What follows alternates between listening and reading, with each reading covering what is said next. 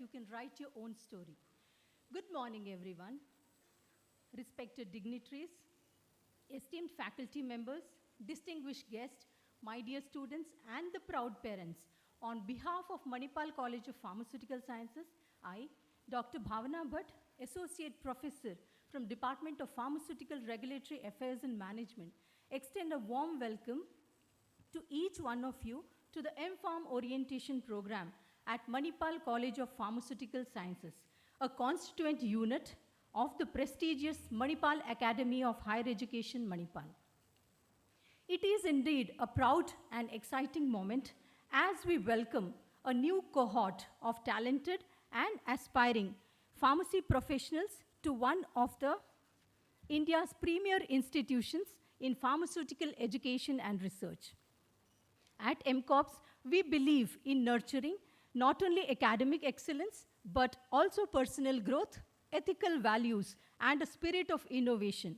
This orientation program is designed to help the students understand the academic framework, opportunities, support systems, and culture that will shape their journey here. Let us begin this new chapter with curiosity, confidence, and commitment.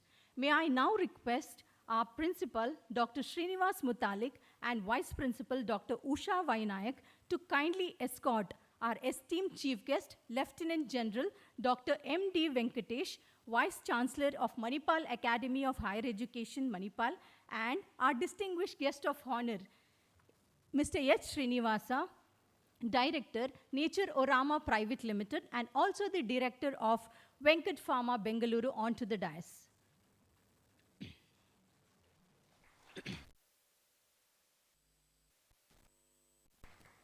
Thank you, sir and ma'am. Before we begin the formal proceedings of today's orientation program, let us take a moment to invoke the blessings of the Almighty. To present the invocation song, I now invite Ms. Vishruta, a student of B.Pharm, to come forward.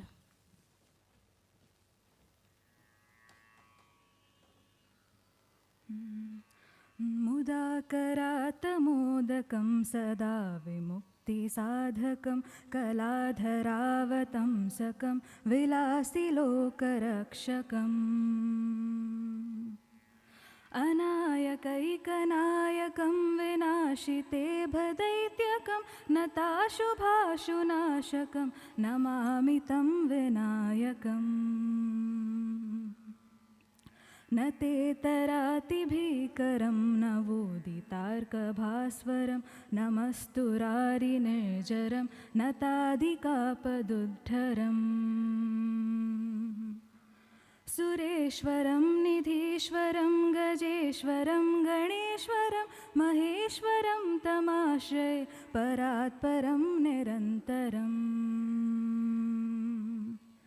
मुदाकरातमोदकं सदा विमुक्तिसाधकं कलाधरावतं सकं विलासिलोकरक्षकम् विलासिलोकरक्षकम्. Thank you. Thank you, Ms. Vishruta, for the beautiful invocation. Now, to formally commence today's orientation program, we are honored to have with us a distinguished academician and an inspiring leader who has been instrumental in shaping the academic and research excellence at MCOPS.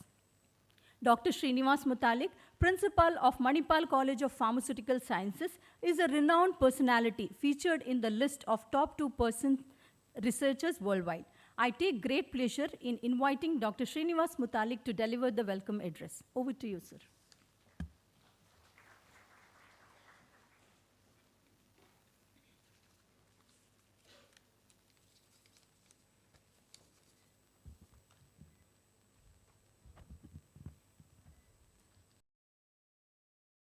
Chief guest of today's program, Honorable Vice Chancellor, Lieutenant General Dr. M.D. Venkatesh. Guest of honor, Sri Srinivasa H., co-founder and director, Nature Orama, Bangalore. My dear colleagues, dear parents and newly admitted students, good morning to everyone. I express my gratitude to all of you for responding our invitation to participate in this MPharm orientation program. Pharmacy is a versatile, dynamic, growing, and increasingly diverse profession, which creates excitement because there are numerous opportunities for career and service. India is the largest provider of affordable medicines, generic drugs, and vaccines globally. The Indian pharmaceutical industry is currently ranked third in pharmaceutical production by volume. Generic drugs, OTC medications, bulk drugs, vaccines, contract research and manufacturing, biosimilars, and biologics are some of the major segments of Indian pharma industry. So, my dear students, after this 2-year M.Pharm degree, you have an excellent career opportunity awaiting in the form of pharma industry professionals, researchers, entrepreneurs, hospital or clinical pharmacists, academicians, regulatory authorities, and so on. Yet present, due to vast changes that have happened in drug development, along with conventional areas of pharmaceutical sciences, the pharmacy professional will also have knowledge and expertise in diverse areas like clinical trials, nanotechnology, biotherapeutics, precision medicine, regulations, IPR, and others. This expansion of the pharmacy sector has created abundant opportunities for pharmacy professionals. All M.Pharm specializations are highly versatile, and there is no precise demarcation between them for career opportunities. Manipal College of Pharmaceutical Sciences is a constituent unit of Manipal Academy of Higher Education, a deemed to be university and institute of eminence. MCOPS is one of the top-ranked pharmacy institutes at national and global levels. Established in 1963, MCOPS provides quality education and training at diploma, UG, PG, and PhD levels. We assure you that during your M.Pharm program, MCOPS will make you industry-ready or professionally ready and transfer you from campus to corporate. This orientation program is meticulously designed to welcome all new M.Pharm students and introduce them to academic and professional aspects at MCOPS MAHE Manipal. This orientation likely serves as a formal kickoff to your postgraduate journey. To inaugurate this orientation program, we have with us the chief guest, Honorable Vice Chancellor, Lieutenant General Dr. M.D. Venkatesh, our accomplished leader in MAHE's administration, academics, and research. Our VC sir always offers great support and guidance to all the activities at MCOPS. It is my great pleasure to sincerely and cordially welcome you, sir.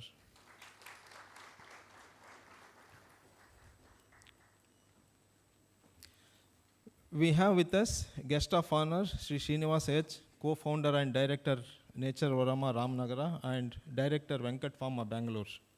Sri Srinivas H. has several decades of remarkable experience in the government as Deputy Drugs Controller and later as successful entrepreneur. A delightful welcome to you, sir.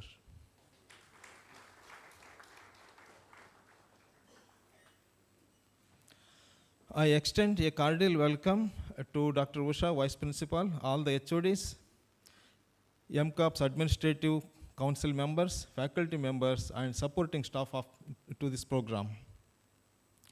A hearty welcome to all the parents of our students. My dear students, I warmly welcome you all to MCOPS, a portal of MAHE. On behalf of all the staff members, I assure you that all of you admitted into different M.Pharm specializations will receive excellent teaching and training. I once again welcome each and everyone here. Thank you.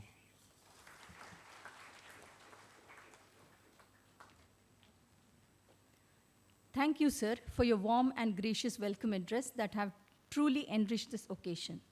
The lamp signifies knowledge, wisdom, and dispelling the darkness. It is a reminder that education is the flame that lights the path to progress, enlightenment, and service to humanity.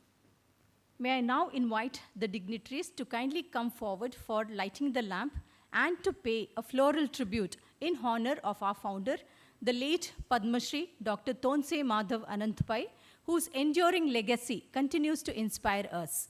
I also invite a girl and a boy representative from the newly joined batch to come forward for the lamp lighting.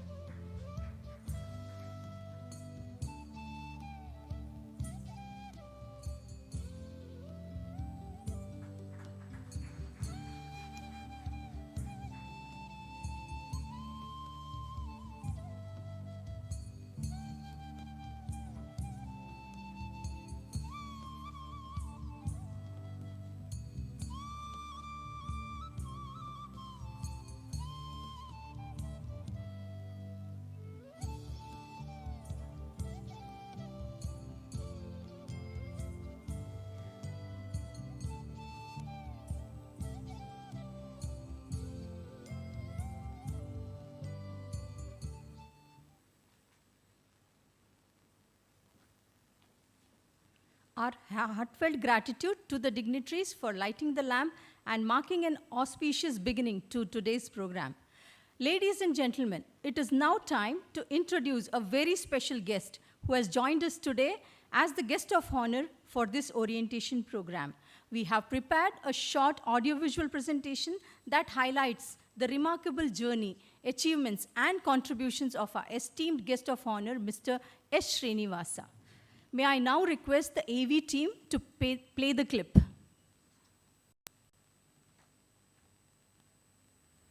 Mr. H. Srinivasa is currently the Director of Naturama Private Limited and the Director of Venkat Pharma, Bengaluru. He is a Bachelor of Pharmacy graduate and began his career in the year 1985 as a pharmacist at the renowned Jayadeva Institute of Cardiology, Bengaluru. He then transitioned into academia and professional education and served as a professor from the year 1986 to 1991. In 1991, he joined the Drugs Control Department of Karnataka as a drug inspector, marking the beginning of a long and impactful career in the regulatory services. In 1996, he was promoted to Assistant Drugs Controller and further to Deputy Drugs Controller in the year 2010. As a regulator, he played a pivotal role in ensuring drug safety and compliance, serving as the head of the Special Investigation Team that detected and investigated cases involving spurious drugs and has investigated over 132 violations under the DPCO. In recognition of his outstanding contributions to the field, he was honored with the prestigious Best Drugs Control Officer Award at the 69th Indian Pharmaceutical Congress, held in Chennai in the year 2019. Currently, he continues to contribute actively by supporting and promoting the growth of the pharmaceutical industry with his vast regulatory expertise and field experience. We're happy to have you with us over here today, Mr. Srinivasa. Thank you for gracing this occasion. May I now invite Mr. H. Srinivasa to address the gathering and share his insights with our new batch of students. Over to you,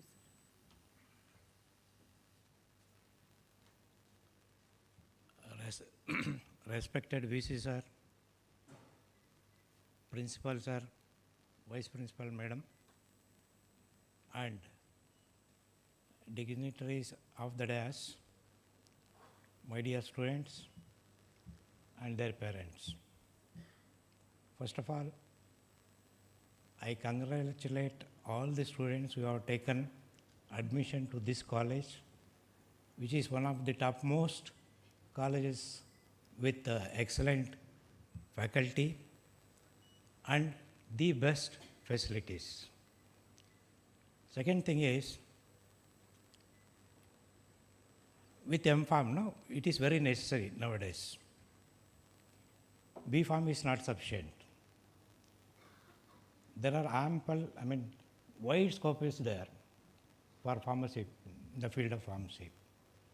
Earlier, there used to be a definition for pharmacist, stating that pharmacist is a vital link between patient and doctor. That was the definition. Now the scope of this definition has changed.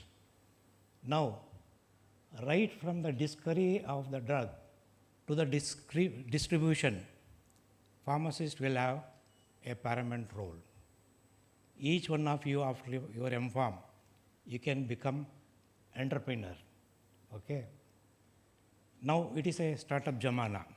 If you have brains, you can earn.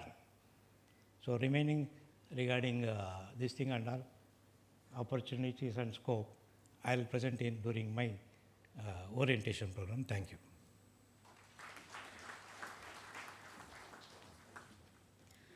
We are truly grateful to you, sir, for delivering such an enlightening and motivating speech that was truly inspiring. Ladies and gentlemen, it's our honor and privilege to welcome an extraordinary leader, a visionary academician, and our esteemed chief guest for today's orientation program, Lieutenant General Dr. M.D. Venkatesh, Vice Chancellor of Manipal Academy of Higher Education, Manipal. Please turn your attention to the screen as we present the AV introduction of our Honorable Chief Guest, Lieutenant General Dr. M.D. Venkatesh.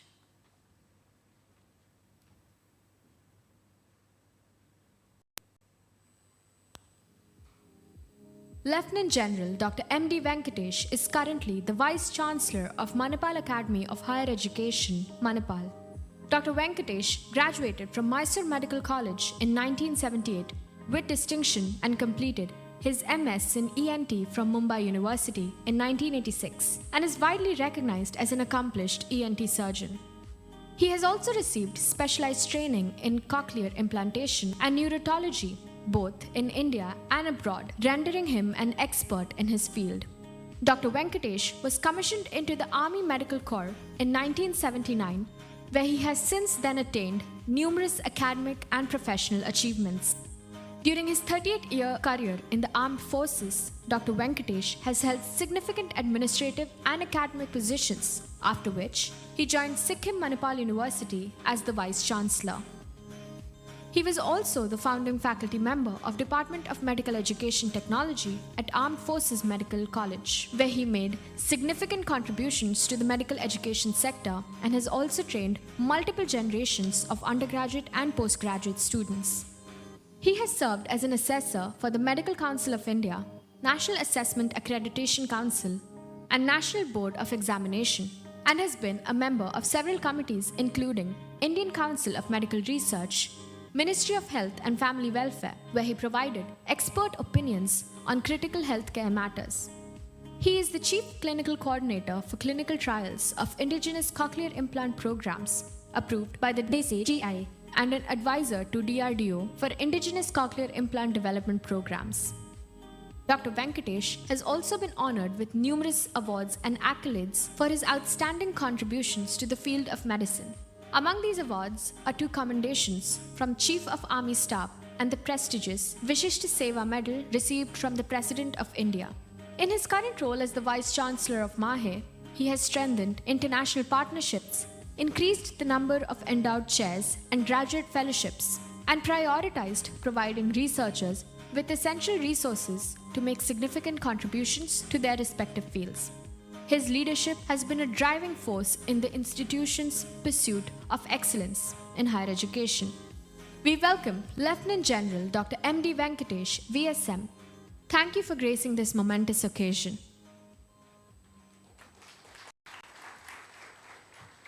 May I now invite our Honorable Chief Guest, Lieutenant General Dr. M.D. Venkatesh, to address the gathering. Over to you, sir.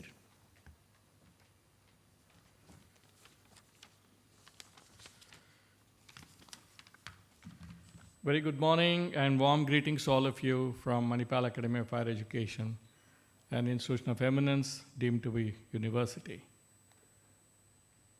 Dr. Srinivasa Mutalik, Dr. Usha,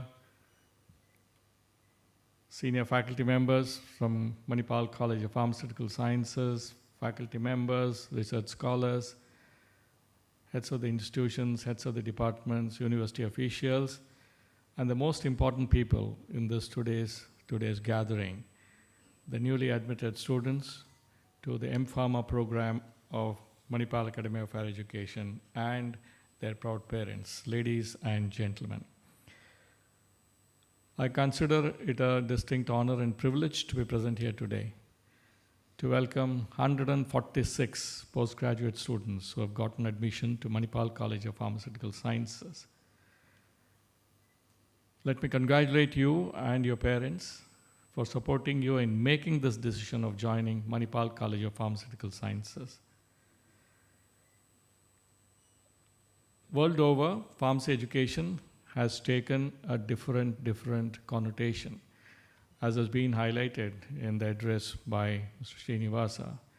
Gone are the days when pharmacists were just seen as a link between doctors and the patients. Today, the scale and the breadth and the opportunities that are available to anybody who's trained in pharmacy, pharmaceutical sciences is enormous. Because one thing will never change. One is the increasing population of the world. Second, health-related issues. And third is about the growing opportunities to research, to develop, and to bring in newer medications, newer molecules, newer treatment methodologies, devices, and more than anything else, making it available to a large population of economically weaker section of the entire world at very, very affordable and very, very easy to reach situations. We've all seen what happened during the pandemic. All of you were probably undergraduate students when the pandemic hit the entire world. We have seen how the world suffered.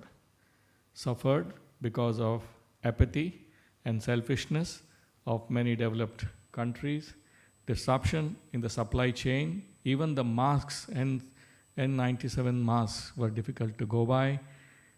The protective suits, the gloves, everything was a challenge. Not necessarily only to India, but to the entire world.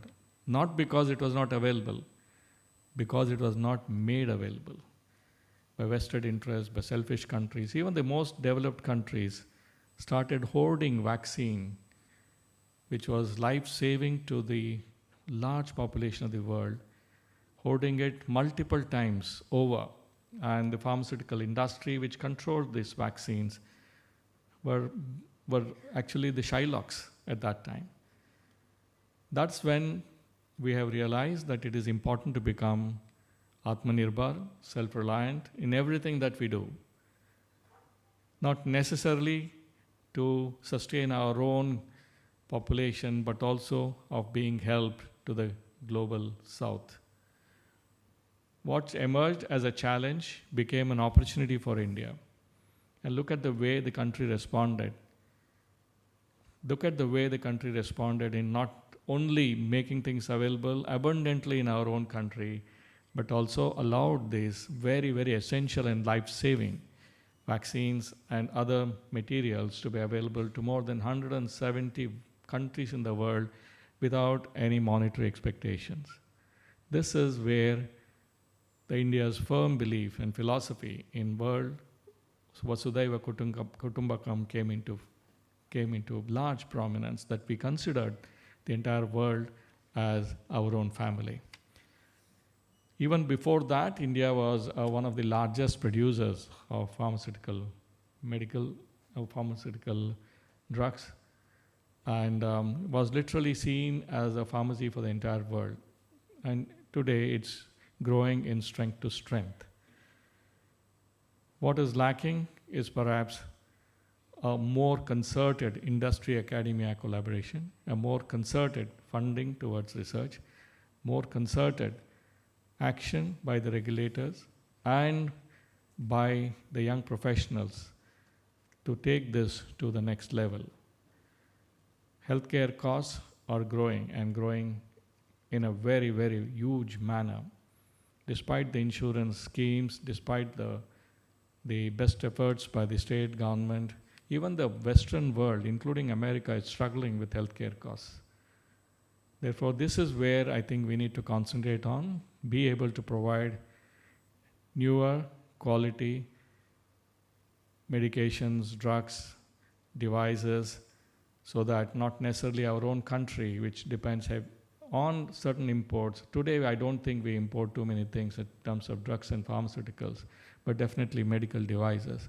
There's a need for us to take a relook and be not necessarily the pharmacy for the world, but also the manufacturers of standard, high-quality medical devices for the entire world, and for which all of you will have to play a very, very crucial role. Once again, let me congratulate all those new students, along with the parents. You are part of almost 13,150 students who are going to take admission to MAHE's 4 Indian campuses and 1 campus abroad. A staggering number by any proportion. And also add to it another 1,000 PhD scholars who are going to join you people on the campuses and from our research centers, and 10,000 or 7,000 more online learners. So you are going to be a cohort of more than 21,000 enthusiastic learners who are going to benefit from quality education, research ecosystem, and career opportunities while studying at MAHE. At MAHE, we just don't nurture scholars. It's not about just the quality of education, but we transform people. We transform people into well-rounded individuals with multiple skill sets, personality traits, and more importantly, a person with a societal commitment who will excel anywhere in the world. You will be supported by more than 2.75 lakhs of MAHE alumni who are dotting the entire world, excelling in diverse fields, heading corporations, heading industries, heading academic institutions, playing a big role in the policy making and in the politics of the entire world. Therefore, they're all there to support you, to help you to make the best use of the alumni base of MAHE. And MCOPS is also a very, very proud institution with its alumni occupying a very, very highly regarded positions across the globe. With the ethos on which the entire Manipal family has been built on the vision of our founder, late Dr. Tonsi Anantapai, of societal commitment, quality education, healthcare at affordable cost, more than anything else, economic empowerment of the communities in which we all live. I think this should be the driving force for all of us. It has remained the real driving force behind all efforts within the Manipal group. Add to it his thoughts about how does one become better and better and contribute to the world. Transparency, integrity, honesty, teamwork, with everything done with a human touch. Therefore, when we say that, we produce not necessarily great scholars and researchers, we produce great human beings.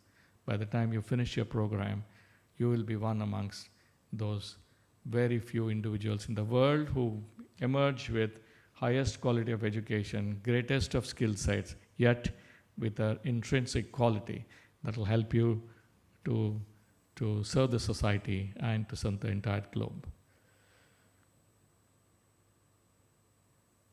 It's also important to realize that you have gotten into an institution which has a very specific focus. It's not a run-of-the-mill institution. It's not a run-of-the-mill pharmacy institution. With 62 years of legacy, doyens in the field of pharmacy and pharmaceutical sciences have helped this institution to grow. Of course, its students and the alumni have made their own contributions, but the legacy of 62 years of quality education, of path-breaking research, of entrepreneurial mindset, of innovation and collaborative research has taken to MCOPS where it is today. It stands tall, very tall amongst Indian institutions, having ranked number 8 in the country in the NRF 24. We might, in your presence in this college, we may see upward mobility of this institution in the next year or even this year. Therefore, you will be part of a growth journey which you will feel happy about, very happy about. Other important thing is to look at the global standing of this institution.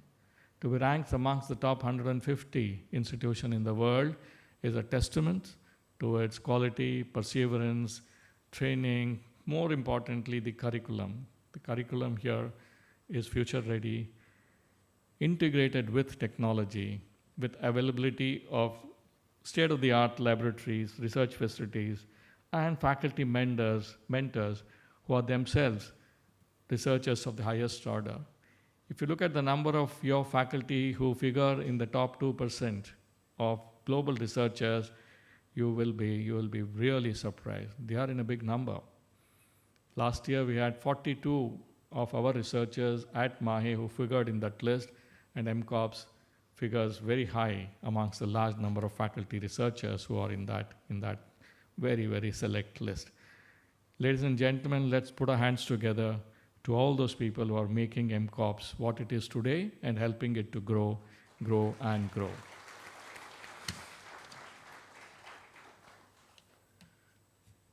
As you enter into a new chapter of life, all of you, 146 of you, are coming from diverse backgrounds, diverse institutions, and from different parts of the country. What will bind together is your focus or your combined effort And please remember that your colleagues, your peers will play a big role, very big role in your own learning. Therefore, peer learning is something which is missing in other forms of education, especially the online education and blended mode. On campus, peer learning will play a very important role, spurring each other to greater excellence, helping each other to become better and better. Therefore, a warm welcome to all the peer group of 146 of you. I am sure you will work as a team, grow as a team, and excel as individuals across the globe, but yet firmly bonded by the fact that you belong to the batch of 2025 at MCOPS, Manipal. Something more I would like to add. I mentioned about the alumni network. As you begin this exciting journey, perhaps with a little apprehension, a little bit of butterflies in your stomach, it's very natural when you are translocating yourself from a settled environment to a new environment. Anxiety is the natural emotion. But please remember that we are all there to help you. As you begin this exciting journey, harness the power of knowledge. MAHE will provide you all opportunities and ecosystem to unleash your potential, your hidden potential, your talent. Your imagination will find wings at MAHE. Drive progress in your chosen field, and most importantly, care for yourself both bodily and in mind. There's a plenty of support in this regard. The sporting facilities, the co-curricular, extracurricular activities, and the mental health support at MAHE is of the global class. Something important I would like to mention, that the range of opportunities in the field of pharmacy are now just immense. You can just only be counted on the kind of imagination that you have. From being a pharmacy professional, from being an academic, from being a researcher, from being in quality control, from being a regulator, from being an entrepreneur, from actually getting into clinical practice along with your medical and nursing colleagues in hospitals, and more than anything else, this is a huge commitment that you will be making towards making this world a better place to live. Therefore, the opportunities are plenty. And as you enter into the pharmacy school for your master's program, some of you may be graduates of this school. Let me again remind you, master's study or the postgraduate study is just not about classroom studies. It is also about applying yourselves, application of your knowledge, developing newer skills, more than anything else, sharpening and honing your inquisitiveness to find the right question and to find an answer yourself. Unlike in the earlier phases of your life, your teachers and mentors used to help you. Here's a place, at least in MCOPS Manipal, we expect master students also to do significant research. We expect all of you, by the time you complete your program of 2 years, to have published, and to have published in quality journals, or may have even developed a product or a service which will have an IPR or a patent. And this is the place where you have the opportunity. You are entering, or you have gotten into a university which is multidisciplinary, the largest multidisciplinary university in the country, with number of disciplines and programs that are offered are mind-boggling. More than 40 disciplines, more than 400 programs are being offered, and you have opportunity to learn from multiple institutions and departments. The research ecosystem is global class. From Schrödinger drug development software, anything that you need is available to you. All databases are at your email ID, which you can access all publication across the world, millions of ebooks, and the database support system, which is most important for you to continue with your research, are all available at learner@mahe email ID. I don't think any university in the world can boast of this particular ecosystem. Today we have read and publish agreement with all the leading publishers of the world, 17 of them. Today when countries are forming consortium, Very recently in the Open Access Consortium in Europe, 80 countries are defining the policies for open access publication. 79 of them in the individual countries.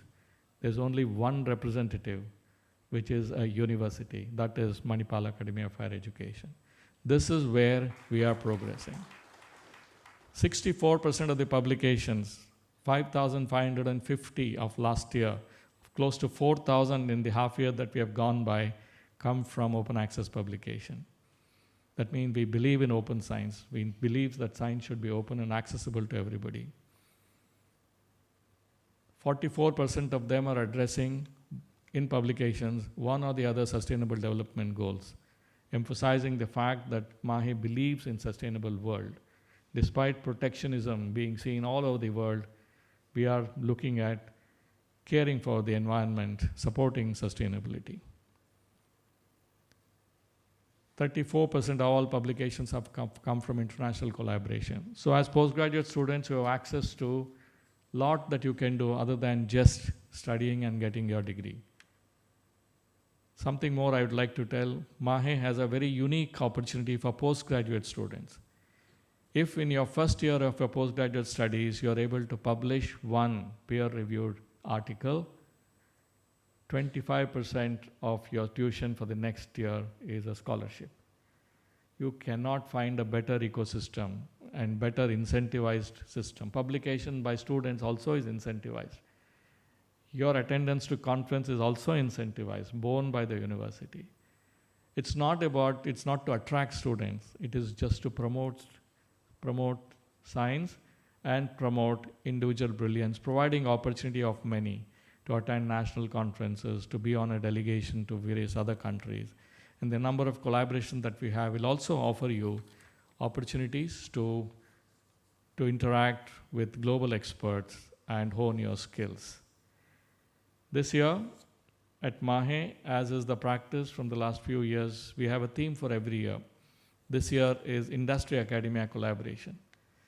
Excellence in Industry-Academia Collaboration. And the significant work is happening. Even MCOPS is doing great work in improving the industry-academia collaboration. Exemplified by the fact that our chief guest today began as a practicing pharmacist, moved into academia and research, moved into regulatory efforts, and today he is the director of 2 pharmacy industries. This is where he has literally showcased that entire breadth of opportunities that the pharmacy education offers in his own lifetime. Let us give a big hand to Dr. Srinivasa. So my dear students, once again, and to proud parents, thank you for choosing us, choosing MCOPS and MAHE for your master's studies. Your wards are safe in our campuses. We not only provide highest quality of academic excellence, but the campus life is unparalleled. It is at par with the best in the world. To the students who are coming from diverse areas and different groups, while you stay on campus, distractions are going to be there. It will test your mental resilience. Therefore, please be responsible. Responsible to yourself, to your parents, your friends, to the community, to the university, and to the world. Stay away from drugs and alcohol. To the parents, we will strive our best to make a very safe environment for your sons and daughters, but ensure that there is some connect between you and your children. Not necessarily an overwhelming 5 times a day call, but from a little bit far away. Ensure that everything that goes in their life is known to you, and you will have access to all their academic progress and to the faculty mentors to discuss their programs. Therefore, together we have a shared responsibility. My dear parents, together we have a shared responsibility of ensuring your ward is safe, your ward, your daughter, son, gets the best quality education in a globally acclaimed university, to be ready to be a global citizen, ready to excel in his chosen field anywhere in the world. This is our promise to you, and I'm sure we will live by it. Once again, wishing all of you the very best. Thank you very much. Jai Hind.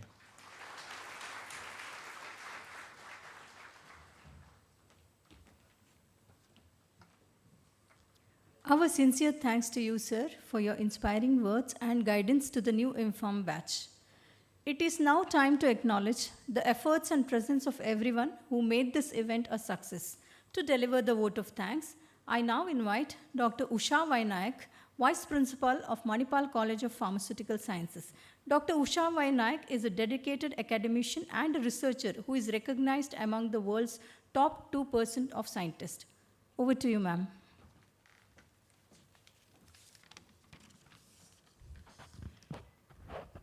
Respected dignitaries, dear students, parents, ladies and gentlemen, good morning to all of you.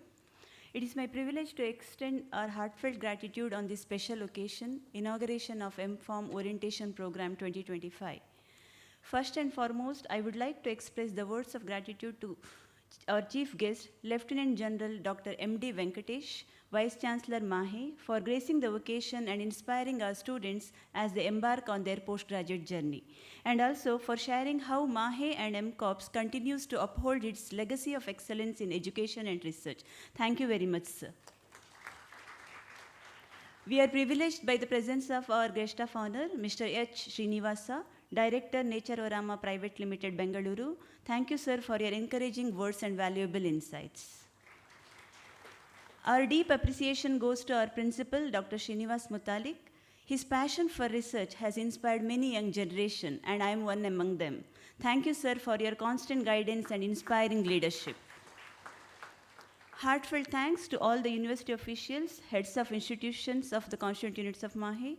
Thanks to all our heads of the departments, former principal, faculty members, supporting staff, students who made the AV clip, and to the office staff of MCOPS for their consistent dedication and efforts in making this program a grand success.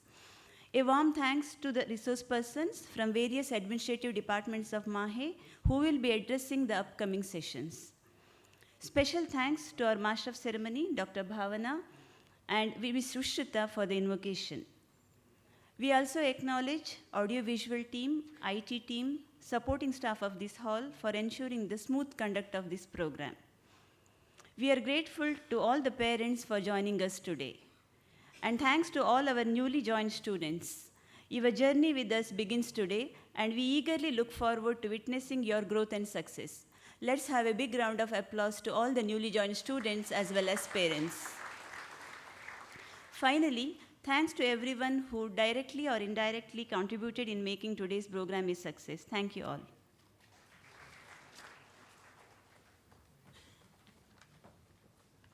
With that, we come to the end of inauguration of today's orientation program for the new batch of MPharm students at Manipal College of Pharmaceutical Sciences, MAHE Manipal.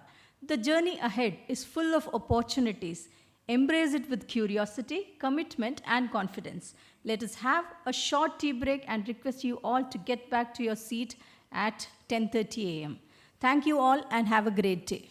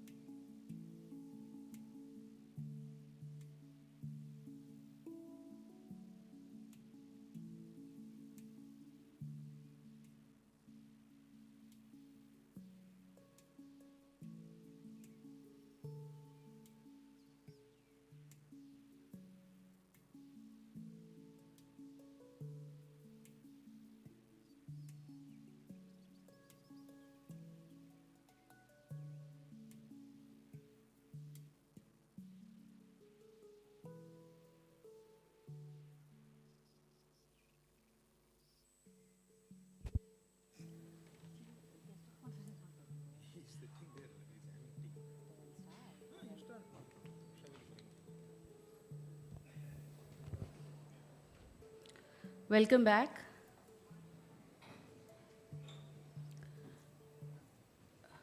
Welcome back, dear students and respected parents, to the sessions on various aspects of academics and other facilities.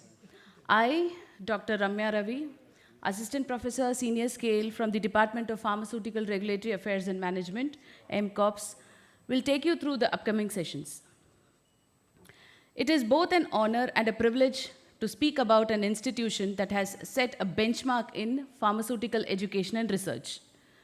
Manipal College of Pharmaceutical Sciences, with a legacy built on quality education, dedicated faculty members, and state-of-the-art infrastructure, the college has consistently produced competent professionals who are contributing significantly to the healthcare and the pharmaceutical innovations, both nationally and globally. To give a deeper insight into the journey, achievements, and the vision of the esteemed institution, I now invite our respected principal of MCOPS, Dr. Srinivas Muttalik, to kindly take the stage and share the college overview with us. Over to you, sir.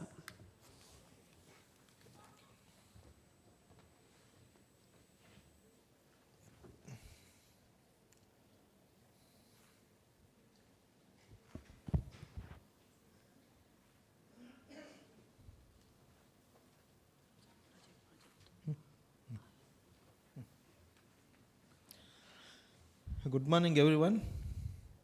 I will take you on a tour of Manipal College of Pharmaceutical Sciences in next 20 minutes. This is our founder, Dr. Tonse Madhava Anantapai, the father of modern Manipal. He developed Manipal with respect to banking, education, and healthcare. He established Syndicate Bank in 1925, the Academy of General Education in 1942, and the Kasturba Medical College, the flagship institution of MAHE, in 1953. The KMC was the first self-financing medical college in the country on the PPP model. His illustrious son, our Chancellor Dr. Ramdas M. Pai, together with his son, the Chairman, Manipal Education and Management Group, MEMG, Manipal Education and Medical Group, Dr. Anjan R. Pai, has transformed Manipal of 1950s into a modern international university township. Our leaders have taken the Indian higher education to the overseas as well. Accordingly, Manipal has appearance now in Antigua, in Caribbean islands, Dubai in UAE, Kuala Lumpur in Malaysia, Melaka in Malaysia, Pokhara in Nepal, and Nilai in Malaysia. These are different campuses of Manipal Group in different countries. Manipal today has global universities in Nepal, Malaysia, and West Indies, and 3 Indian universities. We are the part of deemed to be University MAHE, established in 1993. Manipal is the headquarters of MAHE. Today's MAHE has more than 25 constituent education institutions. It is spread in 6 campuses, 4 in India and 2 at offshore. With faculty size of more than 3,000 members, it also offers more than 500 programs, leading to UG or PG degrees for 35,000 plus students. Alumni number has crossed more than 2 lakhs. These are the recognitions and honors that MAHE has received. This is, MAHE has received IOE, Institute of Eminence status in 2018 by Government of India. Manipal College of Pharmaceutical Sciences, popularly known as MCOPS, is one of the constituent institutes of MAHE. These are the vision and mission statements: excellence in pharmaceutical education and research. Mission is marching with the times. This is the quality policy of MCOPS.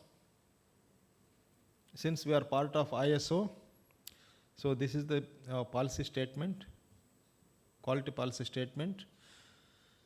So these are our honorable MAHE executives who always make us embrace the good value systems to reach to this level. And now let me touch upon briefly the history of MCOPS.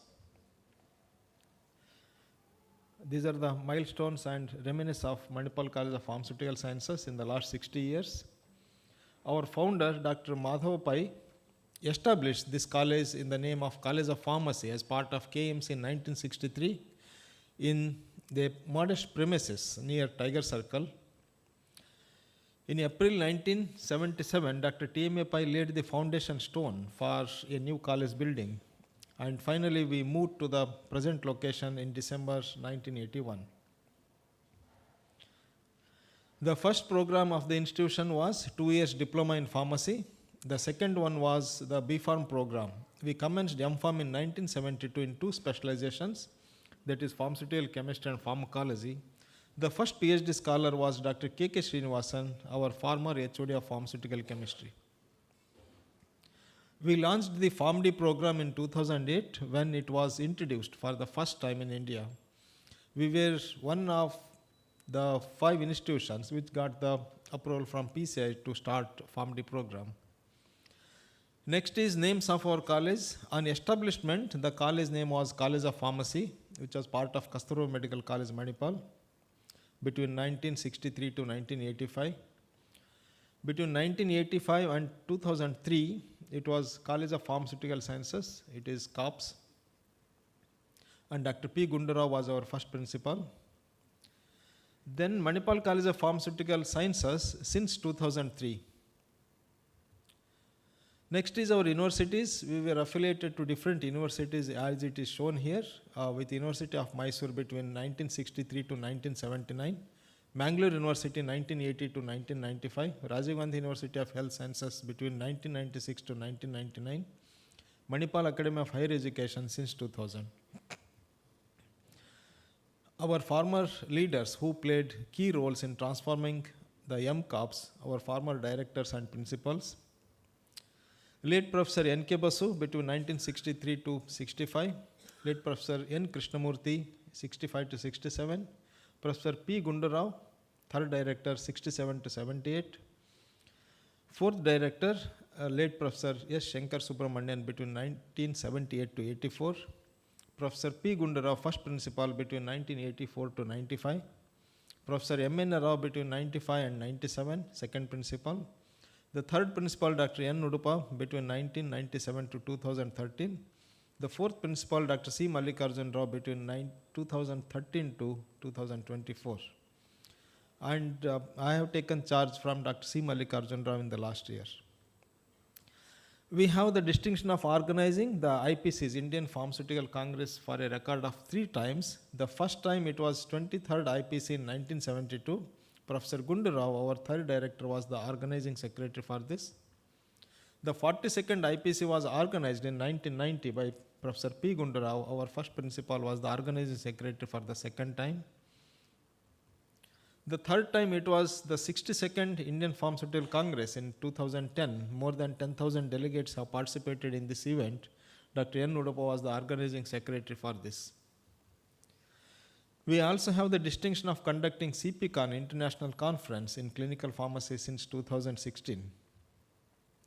The Silver Jubilee of MCOPS was celebrated in 1990. We celebrated the Golden Jubilee in 2013.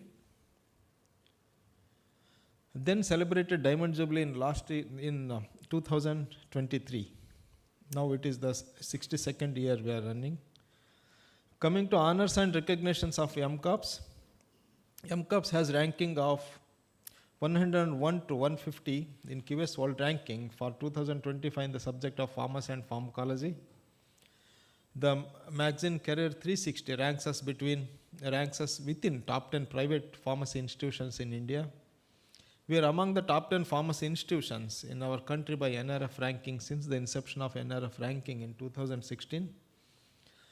Then the Government of India declared MAHE as Institute of Eminence in 2018, and as a part of MAHE we also cherish this title.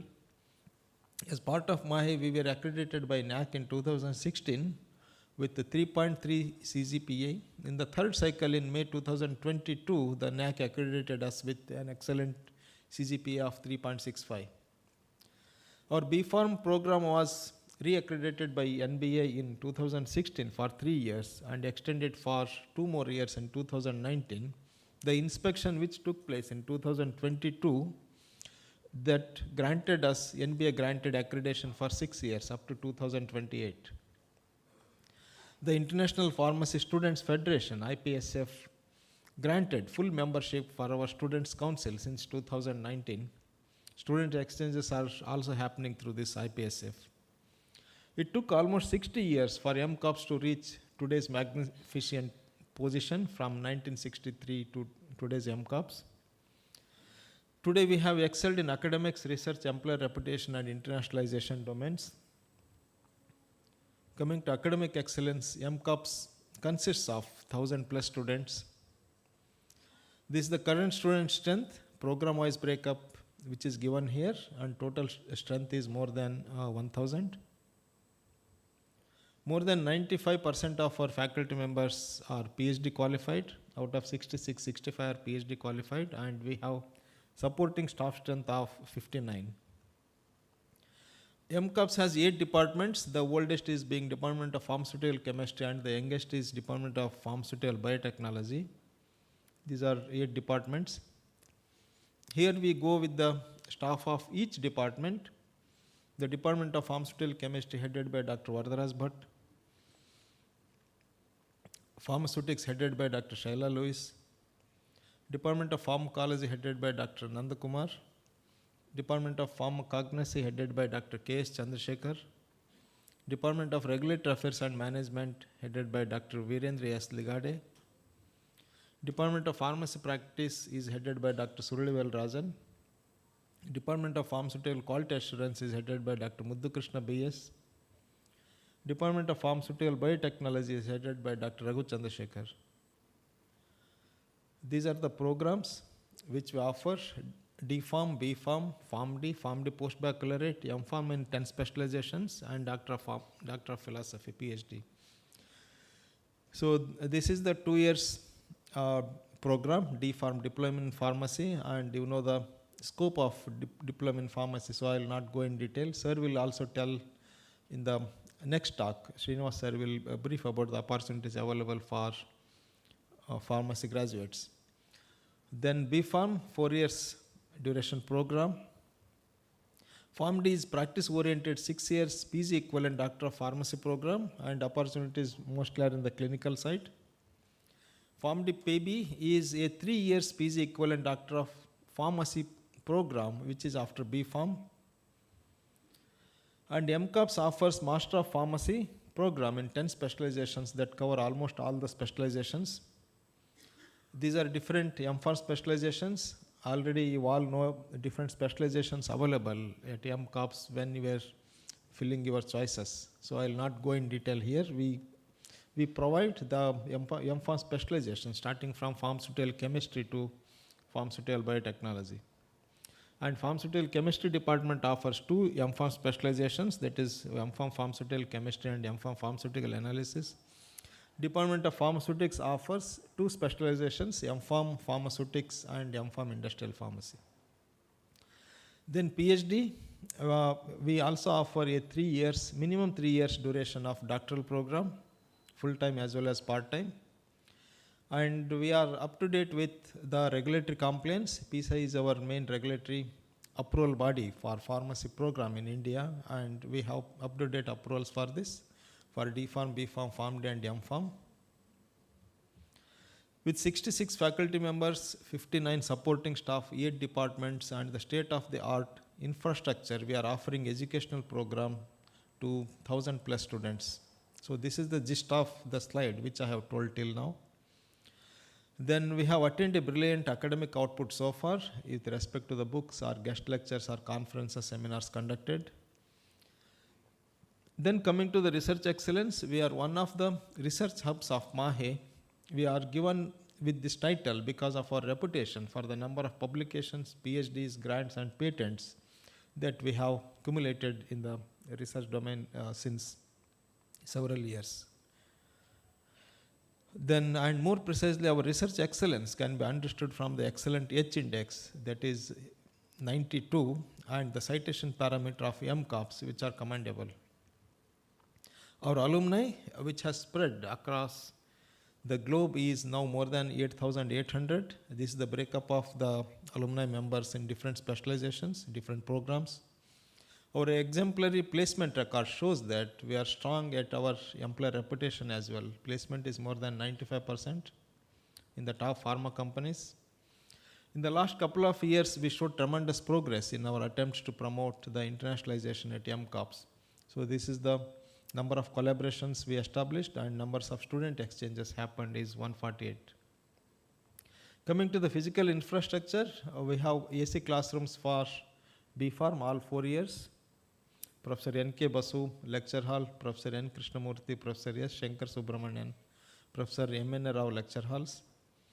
Pharm D and D Pharm students are also having air-conditioned classroom which are equipped with the audiovisual aids, and each MPharm specialization is also having separate classroom for each specialization. We have seminar halls and conference halls for conducting seminars, workshops, and mini conference in the college. The UG laboratories are spacious and equipped with all relevant infrastructure for the practical training. These are our UG labs. These are the PG labs.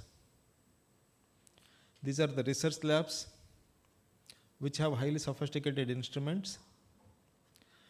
Some of the state-of-the-art sophisticated instruments I will show here, and after few days you only will witness the same. I will not go in detail. This is LCMS MS with ion trap analyzer. We have totally around 8 HPLCs in different departments. We have 2 HPTLCs, high performance thin layer chromatography instruments, GCMS, differential scanning calorimeter, FTIR, we have 2 in number, and 1 more added in the last year, total 3, and RT-PCR detection system. Then the water purifiers, we have plenty in the college, in the like department 1 each something. Then these are some of the equipment: CO2 incubator, dissolution test apparatus, magnetic. Some of the several instruments we receive from the funded projects, and this is the list of funded project instruments which were received by SCRB: magnetic stirrer, muffle furnace, syringe pump, shaking incubator, vacuum oven, glow box. Then rotary evaporator with the glassware vertical, it funded by VGST. Then we have tablet dissolution test apparatus, mini ultra pure water benchtop system. So these are the instruments which are obtained by the research grants, high speed centrifuge by ICMR grant. Then microscopes, spin coater, stereo microscope, and 3D printers from ICMR grant. Zebrafish housing system from SERB grant.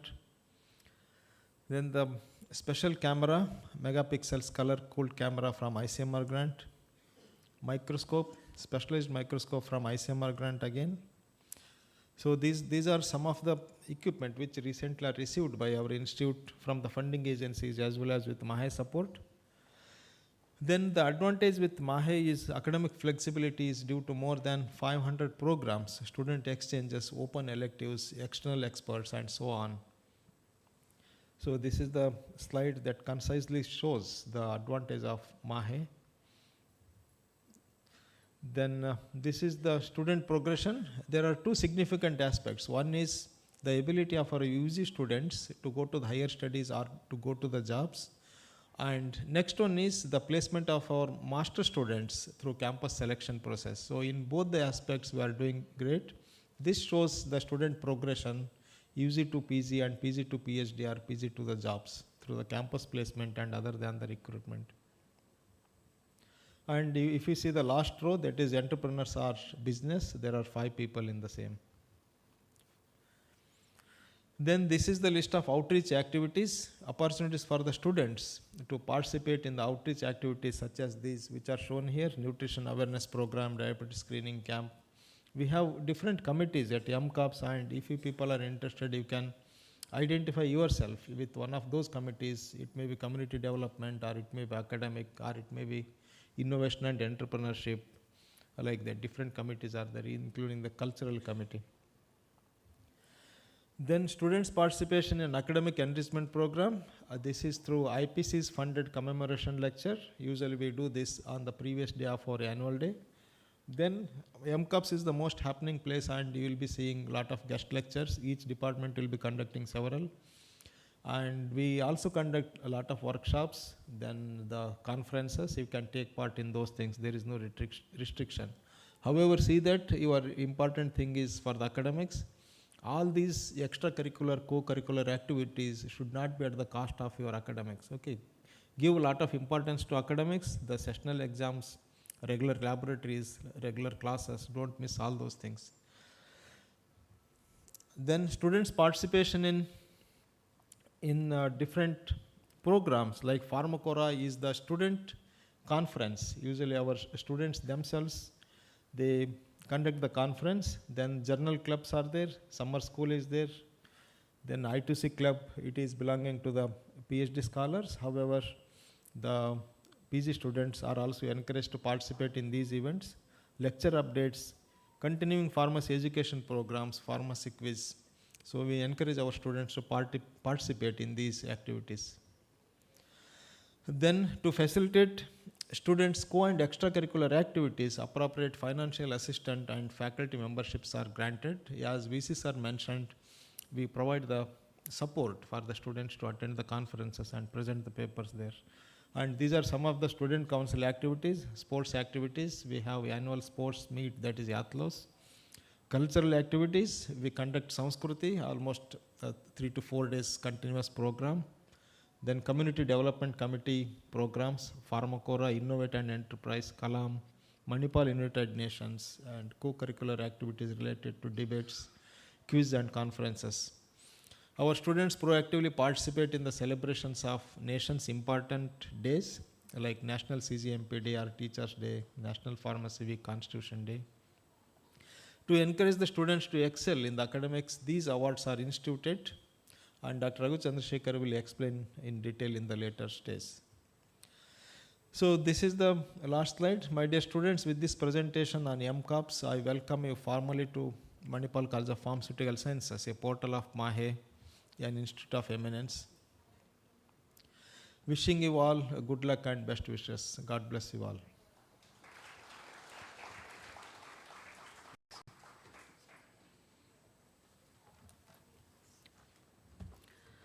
We extend our heartfelt thanks to Dr. Srinivas Muttalik for your enlightening overview on MCOPS.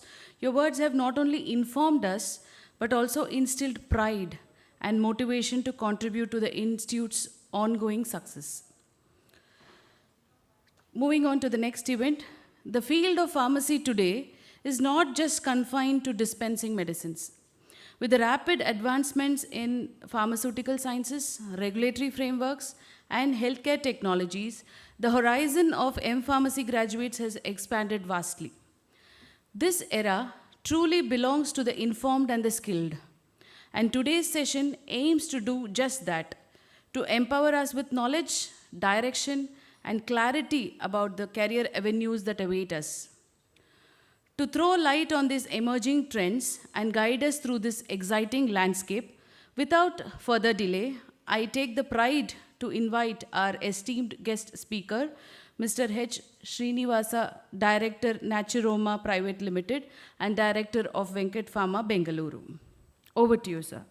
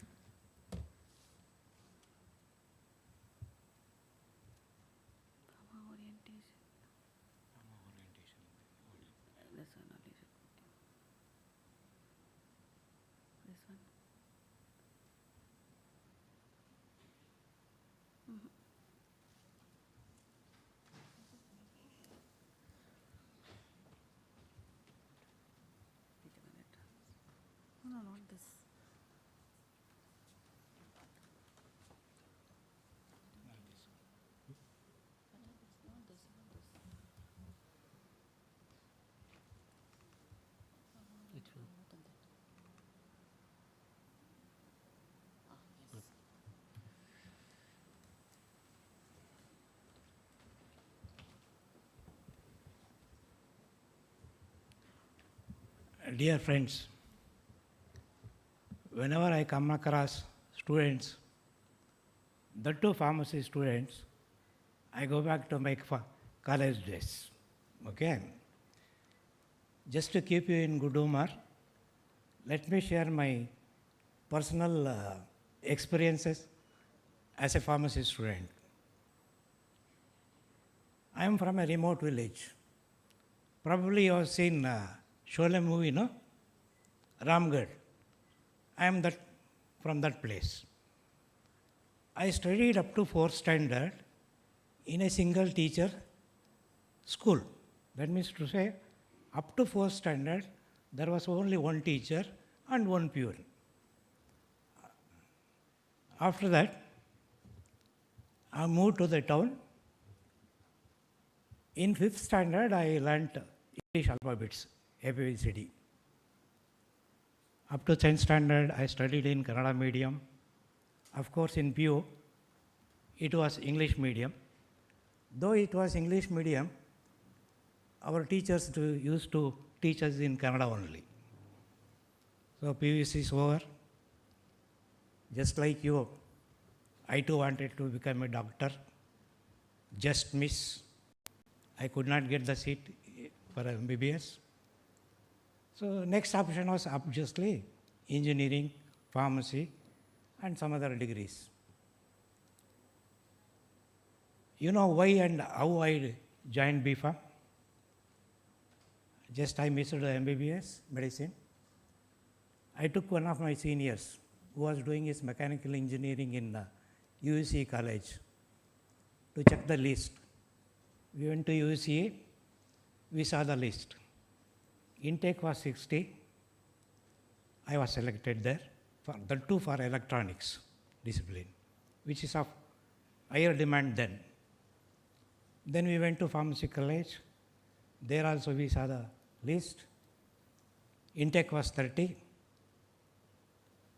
And finally I have to decide where to join.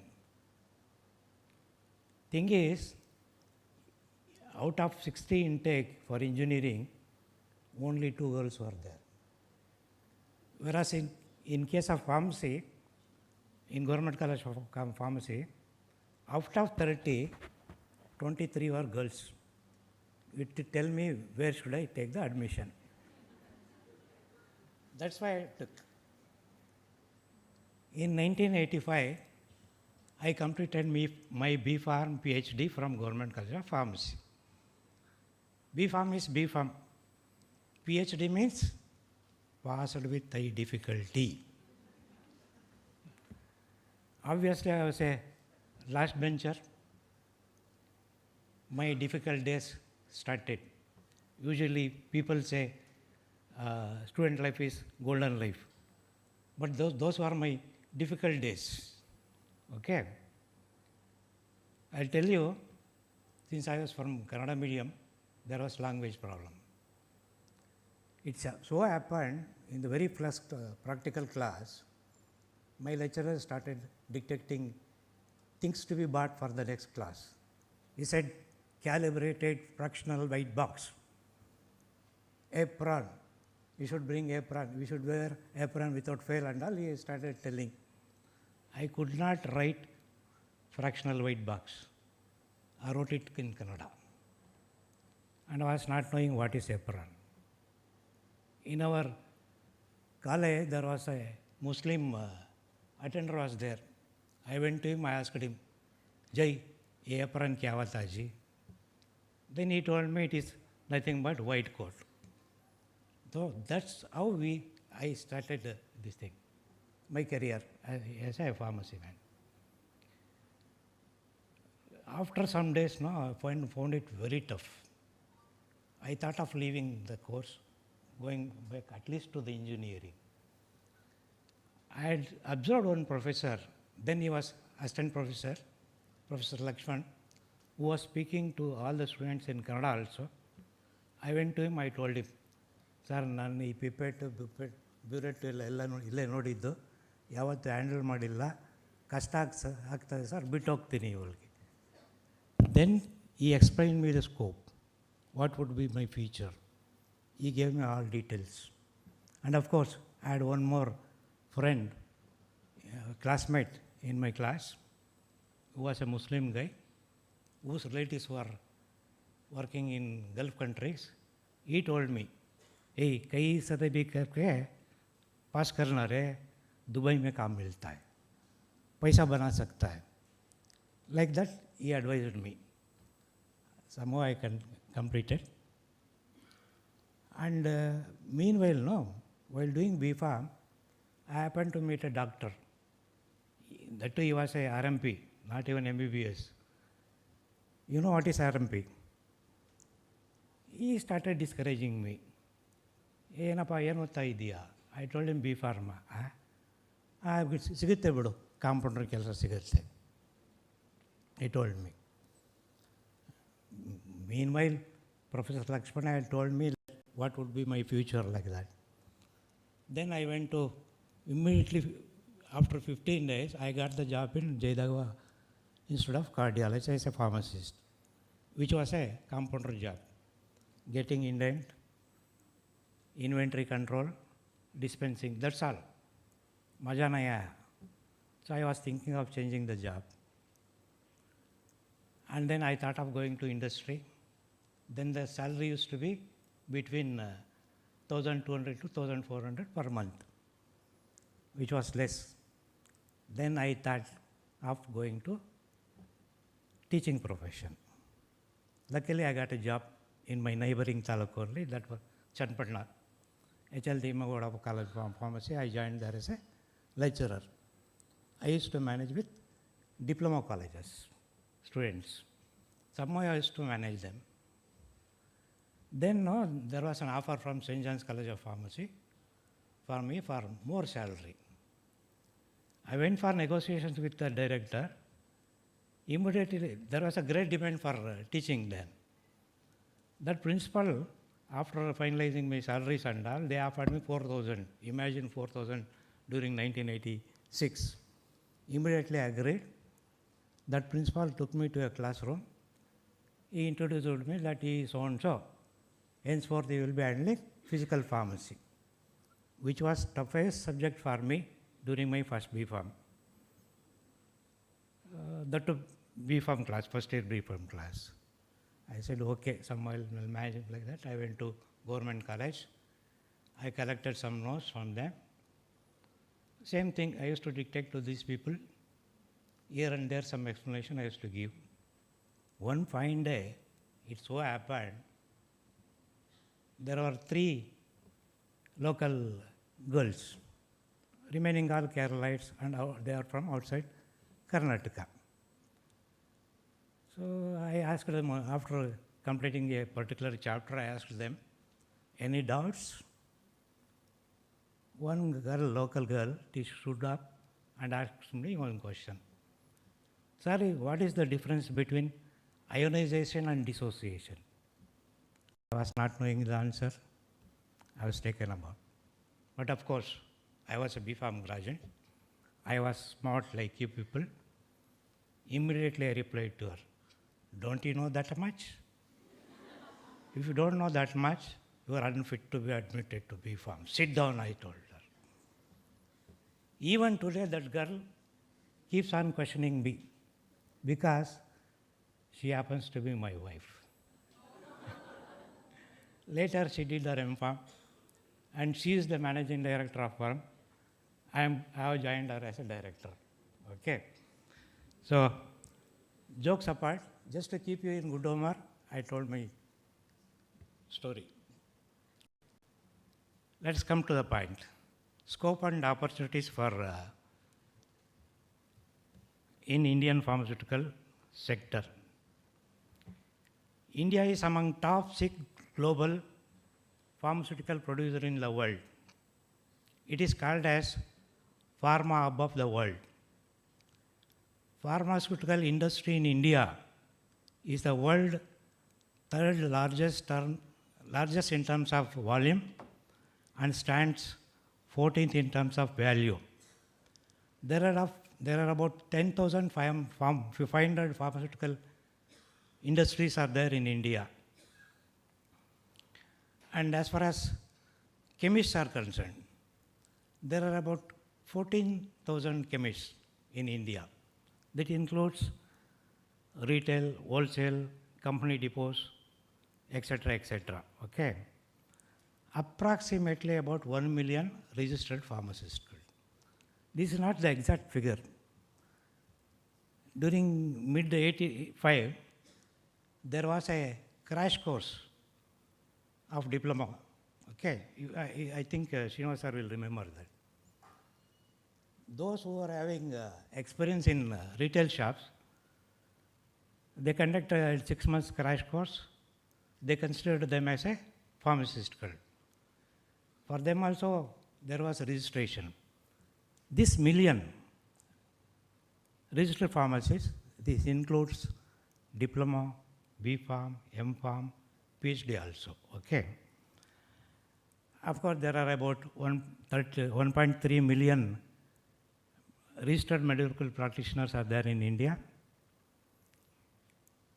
Indian companies can produce high quality drugs at competitive rates. 8 out of top 20 global generic companies are there in India. 55% of Indian exports are to highly regulated markets. India produces 65% of WHO demand, DPT, BCG, and 90% of measles vaccines. Indian vaccines are exported to 150 countries. India has got more than 1,400 WHO approved and more than 600 US approved sites, means industries. In US itself, so many number of US approved industries are not there. They are there in India. Approximately 70% patients in developed countries receive Indian medicine through NGOs like Clinton Foundation, Bill and Melinda Gates Foundation, Doctors Without Boundaries. India makes 92% of anti-HIV medications sold worldwide. Indian generics are available in more than 200 countries of the world. 47% of generics supplied in USA and 25% of generics in UK are manufactured in India. Every fifth tablet, capsule or injectable generic medicines are being used in the world is manufactured in India. Regarding exports, during the year 23-24, we have exported about $27.82 billion worth generics to abroad. Domestic consumption was about 23.5 billion. Projected growth, it is between 120 to 130 billions by 2030. So this is the scenario of our industry. You can imagine the scope for your job, scope for your opportunities. For MPharm students, especially, this is more important. You have to think of incremental innovations. You need not invent very new molecule.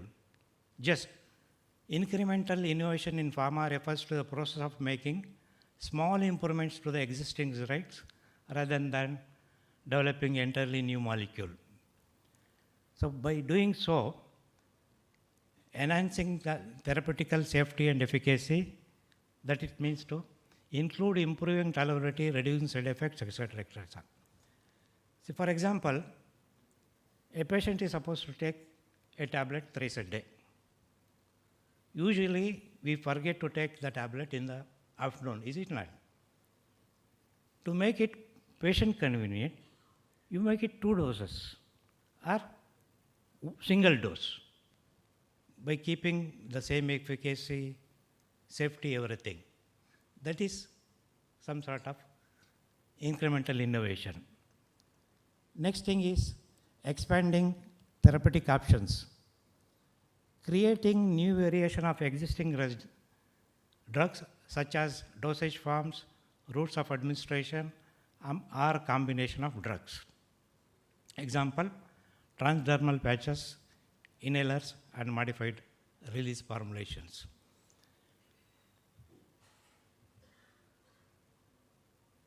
These are the benefits of incremental innovations, improved outcome and quality of life.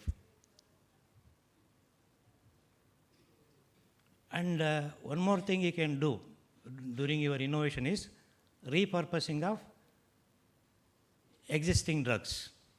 Okay. Repurposing is nothing but repositioning or reprofiling. It is essentially finding new purpose of something already exists, leveraging known safety. And for example, I have given 2-3 examples. Okay. So sildenafil citrate was initially investigated for cardiovascular issues. Now it is repurposed for erectile dysfunction. Minoxidil, for hair fall, they are making use of that. It was an anti-hypertensive. Now it is repurposed for this. Likewise, during the COVID period, remedies were there for viral fever. Now it has been used for COVID also. See here, as far as incremental innovation or repurpose is concerned, at the MFARM level, you can make it as a proof of concept. So these are the career opportunities. You can serve some this thing. You can find out. You can be a research scientist. Involved in research scientist is nothing but you will be involved in drug discovery, formulation development, preclinical studies and all. You can be a research associate. Duties I have given there. You can be a formulation scientist who focuses on developing and optimizing drug formulations, works on developing analytical methods for drug testing, pharmacovigilance specialist. You can be a clinical research associate. You can be a clinical coordinator. Of course, you can be a regulatory affair man, sales and marketing, other areas, medical writing, academia, drug inspector, medical coder, and startup. Here I am more interested regarding startups. Okay. Though I was a last bencher, now I am having about 12 patents registered in my name. I did only incremental innovations. We developed one integrated oncology product in association with Dr. Vishal Rao, who is a surgical oncologist, and he is head of the academics and advanced research in SCG Cancer Hospital. What we did was, there were some herbs which are known for their anti-cancer activity. Okay. We selected 4 or 5 ingredients so that it will be having anti-cancer activity also. It will reduce side effects also. We positioned it as a aloe polyherbal. See, in pharma field, whatever the innovation is there, positioning is very important. Okay. We positioned as a aloe polyherbal, and of course it is a immune modulator also. That we have already launched. And for your information, you may be knowing Group Pharmaceuticals Limited. You know that firm? One of director's daughter, she did her B.Pharm from here only. They have taken technology transfer from Columbia University. Those 2 products were innovated by a professor and student. I have taken up the manufacturing part. there was technology transfer from Columbia University to me. I manufacture that, and Group Pharma will be marketing it. Okay. On sale of each and every unit, both the student and professor, they are getting the royalty. Similarly, we have transferred, technology transfer was there from JSS University, 2 products which are there in gel form. Okay. There also same thing. The professor student, next month we are launching that product. Both professor and student, they are getting the royalty for the entire IPR term. Okay. So what I am trying to tell you is, each one of you can be an entrepreneur. Not necessarily the list which I said, you need not work with other people. If you are having brains, you can earn while learning itself.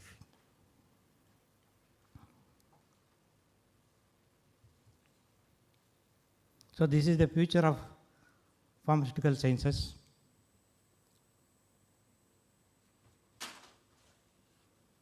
Now there is a great scope for innovations in herbs. Okay.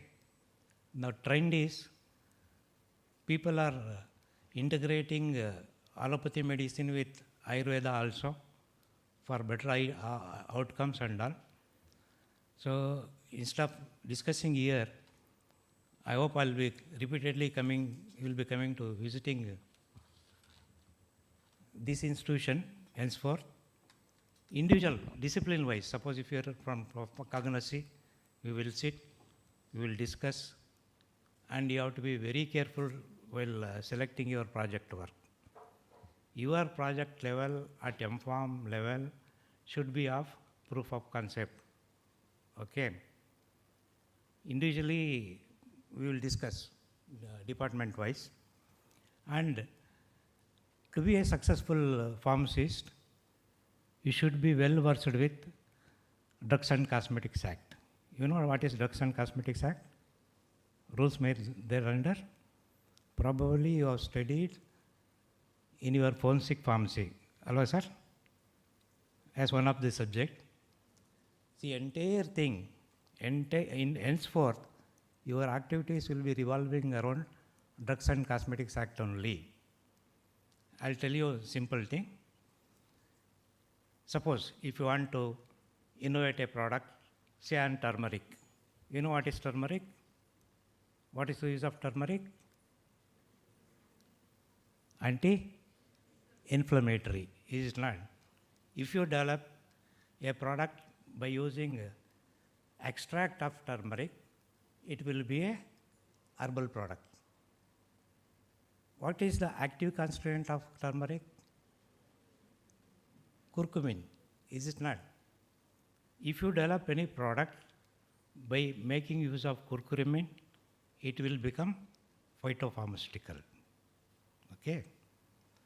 There are different stipulations for conducting even preclinical studies of these drugs.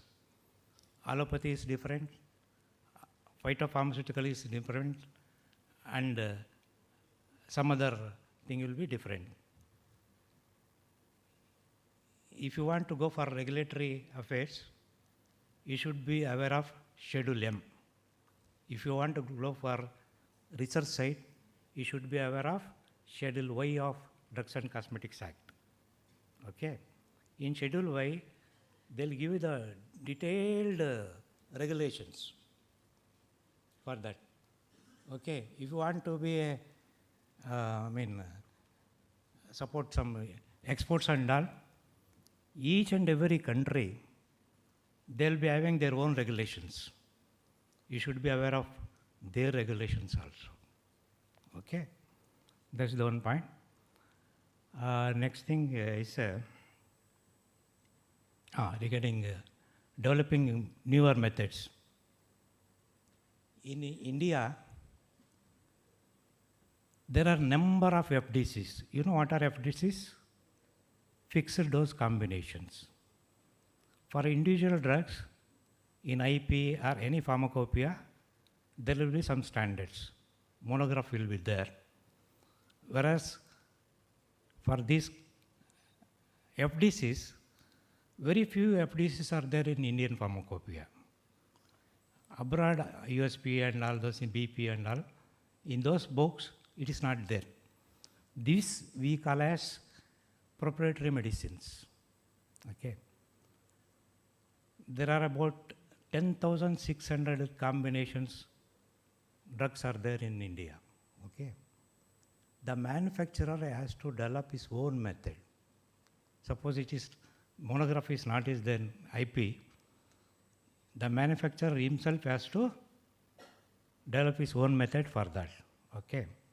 In India, every year we come across nearly 4 to 6% of not of standard quality drugs. That too, these combination drugs. For industry, there is a need for, urgent need for methods which you can develop. Okay. The method may be economical or time saving, whatever, or modern method, which may be perfect, 100% proof. Like that, you are supposed to manufacture. So there also you have got a use scope. And yesterday I was discussing with our principal sir. He told me that there are ample number of patents they have got. No doubt. At M.Pharma level or PhD level, you will be doing some project work. Don't do it for only academic purpose. That means to say, for mere publication or getting a mere degree. Let it be proof of concept. Let it get commercialized. Okay. Even if you come out with 1 or 2% of new drugs means not new molecules, any new combination, which is of better efficacy and all those things, that will help a lot to general public also, industry also. That's what exactly I am as an industrialist expect from this academia. With these words, I thank you, and I sincerely thank Dr. Srinivas Mutalik for having given me this opportunity to have few words with you. Thank you.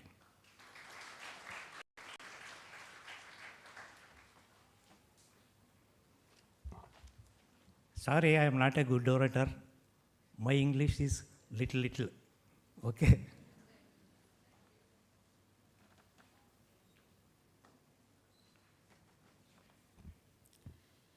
Thank you, Mr. H. Srinivasa, for taking your time to enlighten us on the real-world opportunities that await the MPharm students. Your words has not only given knowledge and also confidence to explore the potential in this dynamic field. I would now request our principal to hand over a memento as a token of appreciation.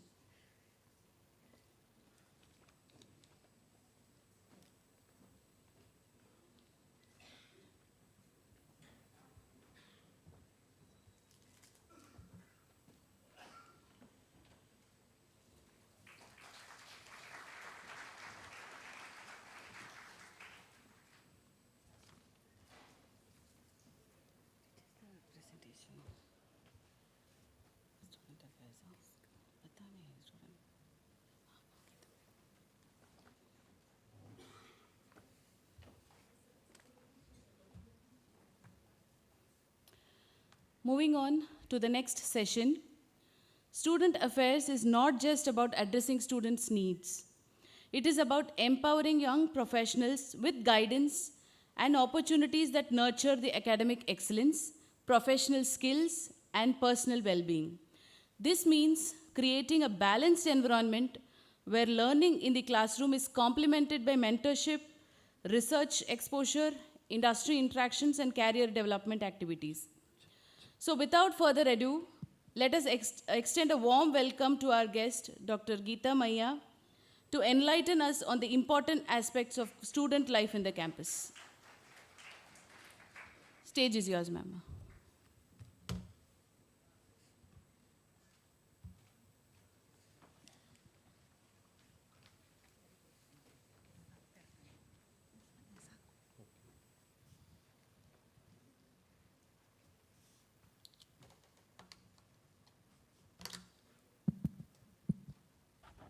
Very good morning to all of you.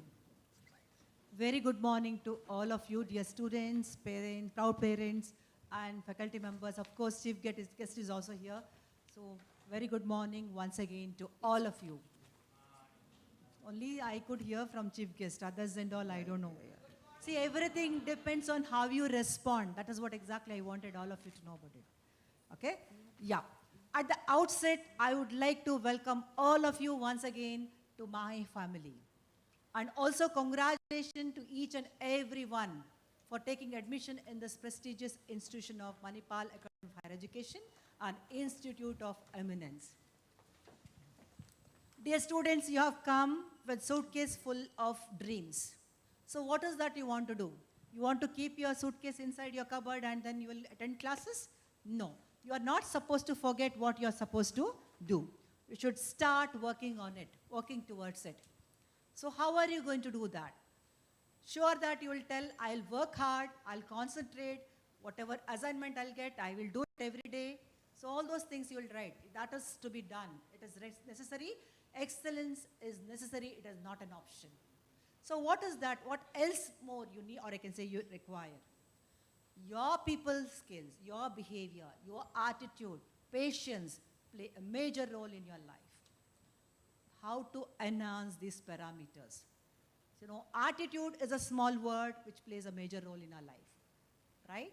Patience, everybody has got patience. How to enhance this particular parameter.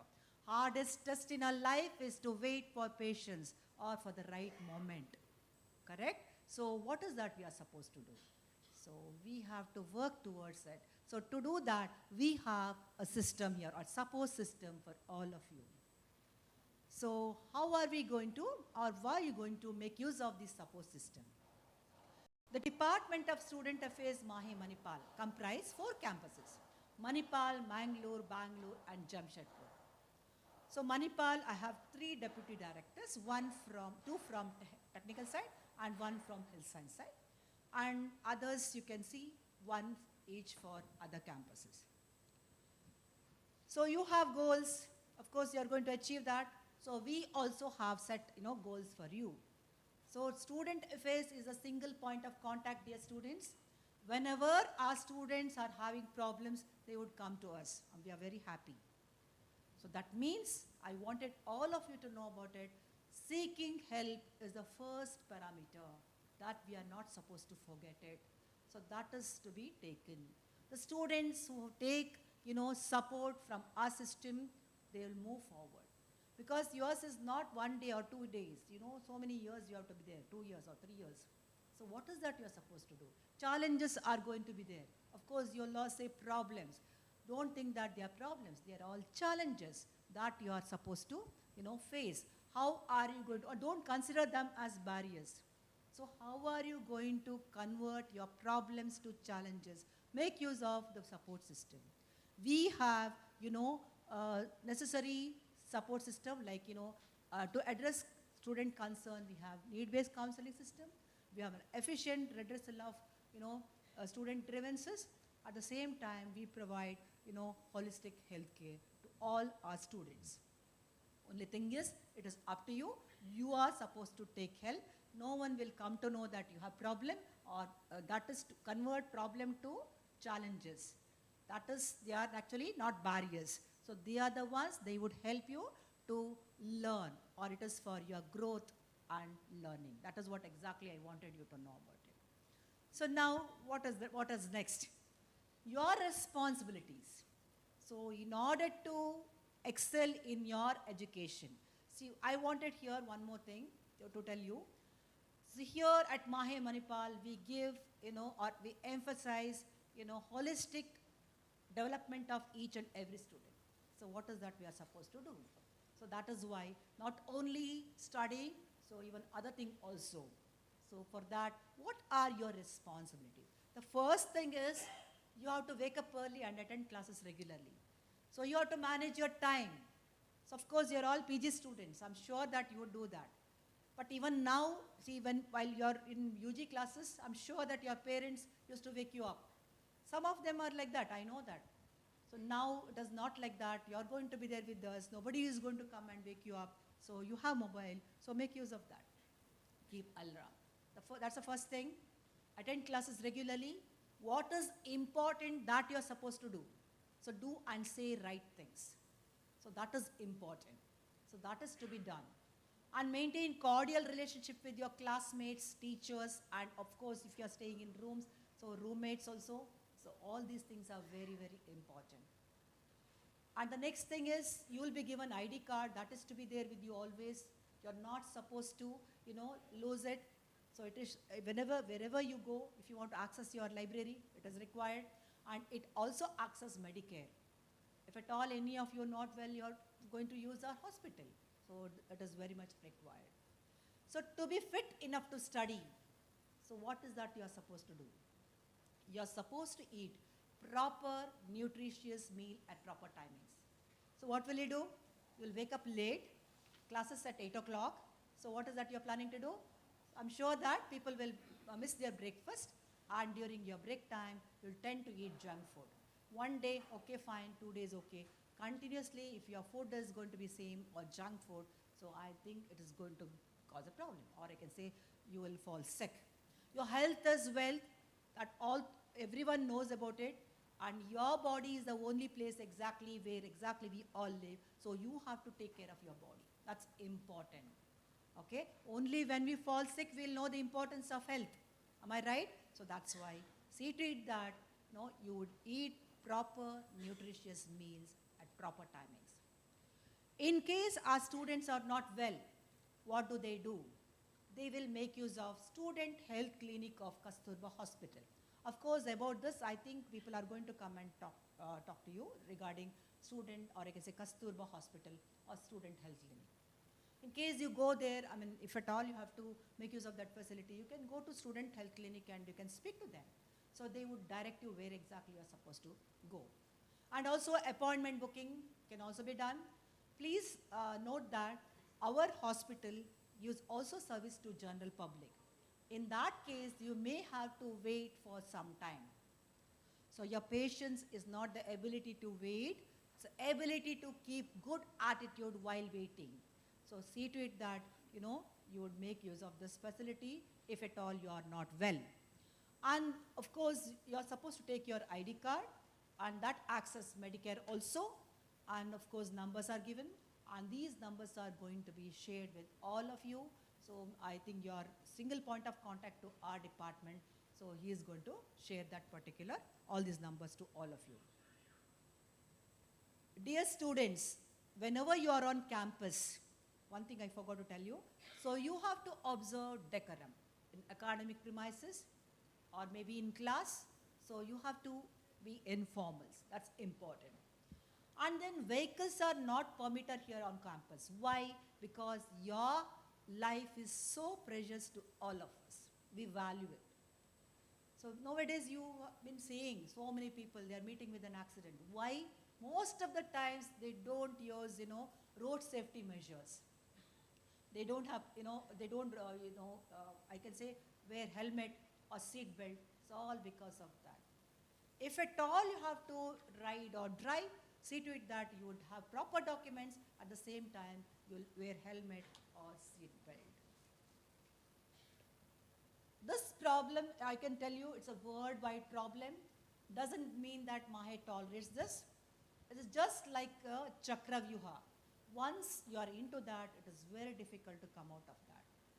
If at all you see that any of your classmates or juniors, they are into that, please do let us know. We will support them to come out of all those things. And possession, consumption, and distribution of drugs is punishable. And we also, if situation demands, so what we do is we subject our students to drug or alcohol test. This is another kind of addiction. We are all on social media. It's a good way to communicate with people. Am I right? Yes. Whenever we get some messages, so videos or whatever, so what we do? We use social media judiciously. We exercise caution regarding the content of the message which we are supposed to forward. And also, we never use objectionable material, never post objectionable material, and never use obscene language. That is what we do. Continue doing that. So you have to respect that. Otherwise, it is punishable under IT Act. And also, you just join. There is a possibility that you may get a call from different places. Someone calling you and asking you, see, we have sent a OTP to you. Please share that OTP. Or your personal information, or your parents' personal information, or maybe your friends' personal information. Please be away from sharing with anyone. You can just tell that I have, bank is very close to my college. I will go and speak to them. So because our students have lost money because of that, see to it that you exercise caution regarding the same. Manipal, in and around Manipal, we have so many tourist spaces. So many places are there, but we don't advise our students to venture out. Why? Because our students' life is most precious to all of us. Even, see, currents in these waters, not only I'm talking about Arabian Sea, there are so many water bodies in and around Manipal. So currents in these waters, are more dangerous. Even expert swimmer, they don't, venture into the sea or any of the water bodies. So you have to be very, very careful, dear students. In addition to academics here at MAHE Manipal, students are exposed to plethora of various clubs. So depending on their interest, students are going to join these clubs. Main objectives of these clubs are to nurture curiosity and creativity among students, and also about diverse fields. Even our students, they are also, sensitive towards the issues that are prevalent in the society. Need of our topics they are going to concentrate and, they work for community. We have voluntary service organization. Of course, you are going to get, I think there is a talk about this also. So if at all you are interested in that, serving community, so you can join that particular club. At the same time, the Department of Student Affairs MAHE Manipal have got several clubs. So in those clubs, members are all from different institutions, not from, only one college. Here, clubs in your college has got, members from your, or students from your institution only. But these clubs have got students from different institutions. Now, for example, SST, Student Support Team. Nasha Mukta Club at MAHE. Even you have Nasha Mukta Club at your institution, and of course Peer Support Club. So members of these three clubs, what do they do? So main objective of these club members are, is to identify the students who are having the problems at an earlier stage. If there is no problem, or if the problems are identified at an earlier stage, then there won't be any problem. Or like I say, there is no possibility of our students taking negative coping techniques. That is why, so these are the clubs. They conduct awareness program. They identify the students. We have anonymous reporting system. So people who want to, tell us or inform us about the students who are having problems, then they can inform through that anonymous reporting system. So that is going to be there. At the same time, if at all you are interested in collecting stamp and coins, you can join our club called as Manipal, Philately and Numismatic Club. And of course, very soon we are going to call, 6, speakers, eminent speakers. That is TEDx MAHE, the think tank club we have in our department. 6 eminent speakers are going to come. It is on, of course, date, that particular club president, she has not yet announced the date. I will tell, that is on 24th August, very soon means 24th August only, it's on Sunday. 6 speakers are going to come. So the way in which they speak, so you please attend that. You'll all get inspired by them. They are very, great speakers. I wanted you to know about it.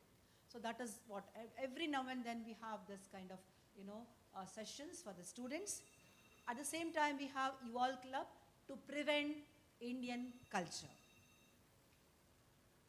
Ours is zero tolerance to ragging. Please do respect this. If at all you have any grievances, please go and speak to your authorities. So they are there to help you. Dr. Usha ma'am is here only. So she is very kind to all the students. You can go and speak to her. She would direct you where exactly you are supposed to go. Any type of overture, you feel that it is inappropriate, your first thing what you're supposed to do is you're supposed to warn that particular person. Otherwise, what you can do is, if it is repeated again, then what you can do is you can come and tell us. There is a committee called Internal Complaints Committee to prevent sexual harassment at workplace. Of course, I will come to your class and I'll speak to you about this particular issue, the prevention of sexual harassment at workplace. Dr. Usha is going to give me one slot for all the students. So this is going to happen.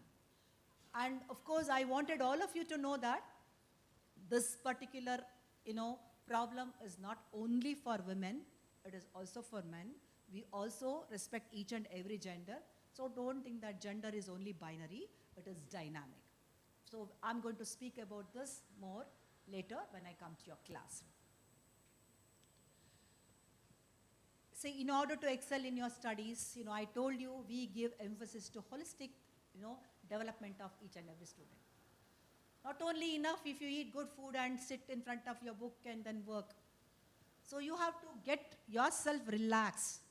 Your mind should be stronger than emotions. So what is that you're planning to do? How are you going to do that?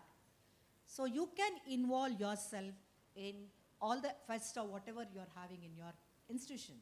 Here at MAHE Manipal, all the college fests are of national repute.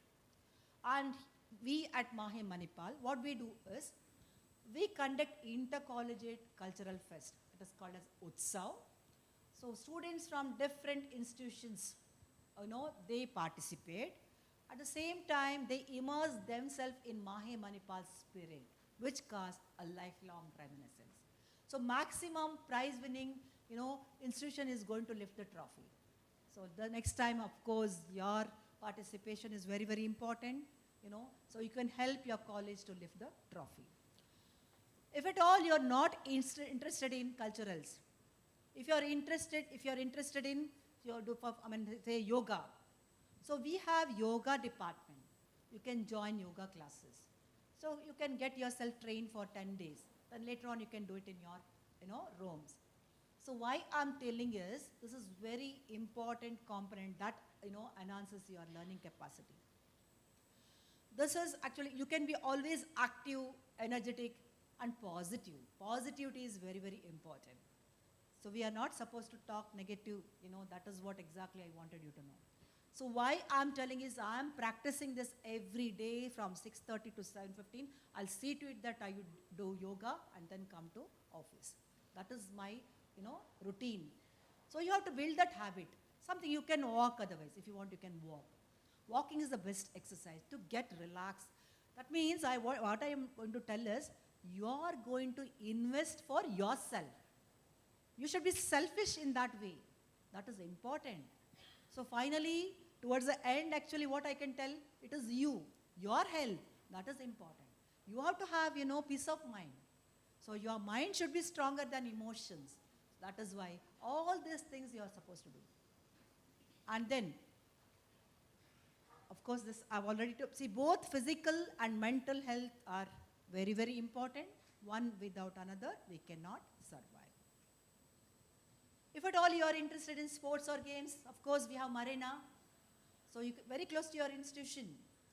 You can go there and explore. Various kinds of sports and games are available over there. Okay? And of course, about yoga, I've already told you. For the benefit of our students, we have been conducting several awareness programs. We respect your each and every gender. And here at MAHE Manipal, there is no discrimination of caste, gender, or religion, or anything. I request all of you to carry forward this initiative. Please do respect this. At the same time, we conduct, to sensitize our students, I told you POSH program. and also gender sensitization program, and also gender champion program for all the students of MAHE Manipal. To identify the students who are having the problems is of primary concern. That is why we, train our caretakers of the hostels, housekeeping staff of the hostel, wardens of the hostel, at the same time, faculty members of all the institutions. It's a mandatory. So how to enhance their skills, to identify the students, they require counseling support. And we conduct awareness program, about even substance abuse. So what is the repercussions as well as, legal implication. This is about our internal complaints committee. There is a committee, okay?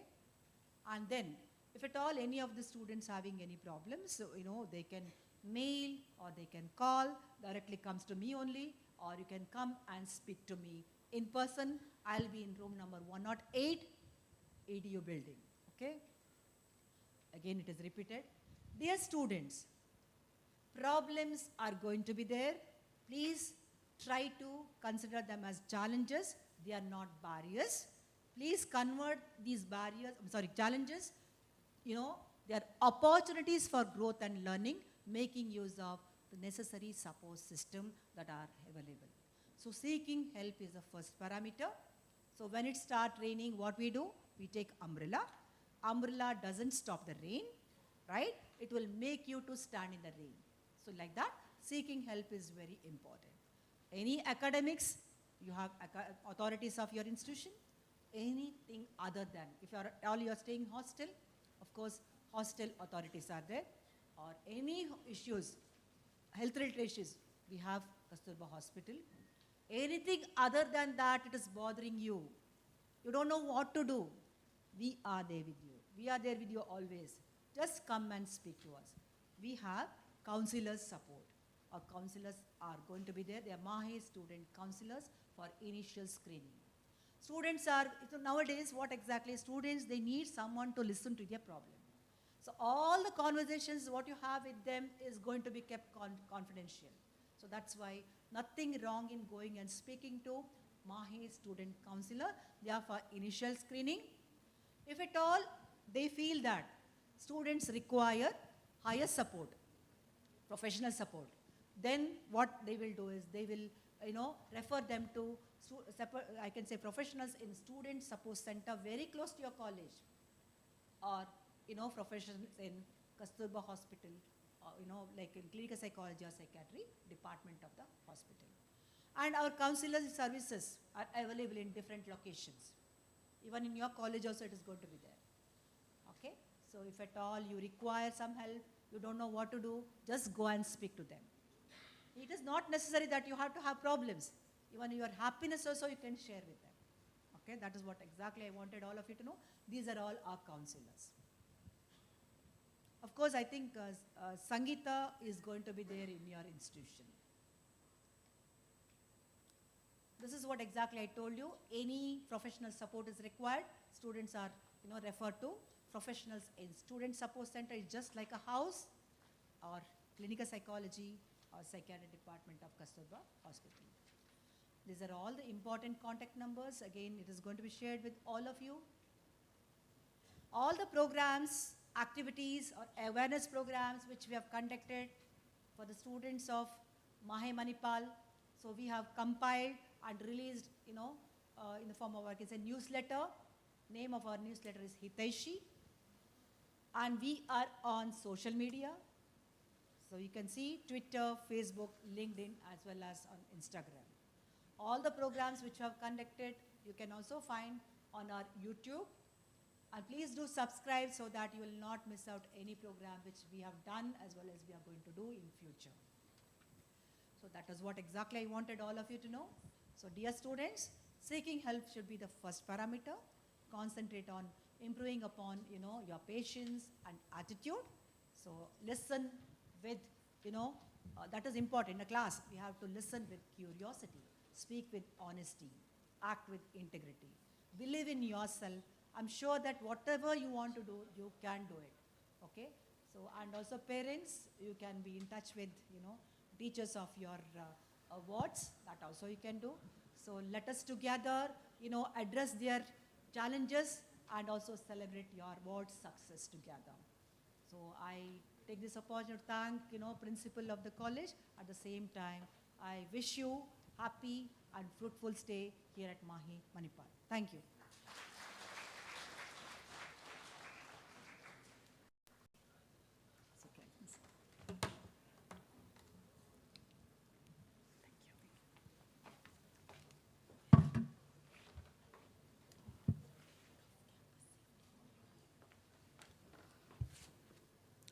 On behalf of the organizing committee, I sincerely thank Dr. Geeta Maya for engaging the meaningful session to the students' affairs.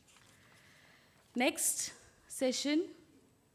In today's fast-paced world, safety on the campus is not just a priority, it's a shared responsibility. Campus safety is not only about responding to emergencies, but also being prepared, staying aware, and building a culture of care for one another. To help us understand how we make our campus a safer place, we have with us today a distinguished guest, the Chief Security Officer of MAHE, Lieutenant Colonel Raghavendra MK, who has been actively involved in promoting safety awareness and implementing practical measures to ensure well-being in our institutions. Please join me in welcoming Lieutenant Colonel Raghavendra MK to share your valuable insights on campus safety.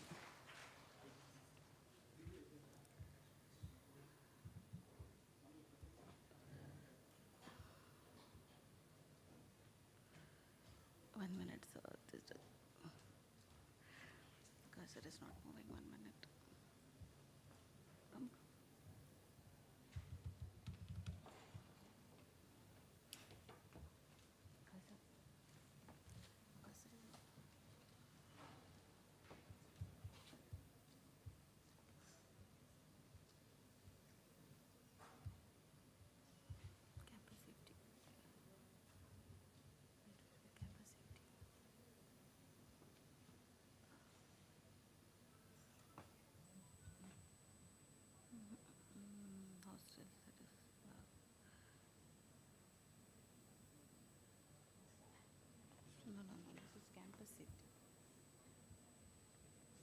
No, this is the other one. Other one. No, this is the other one.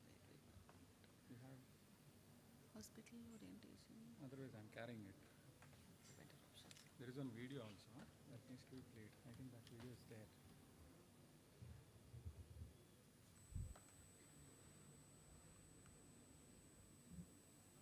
HCS. Yeah. Yeah, that is the presentation. Thank you.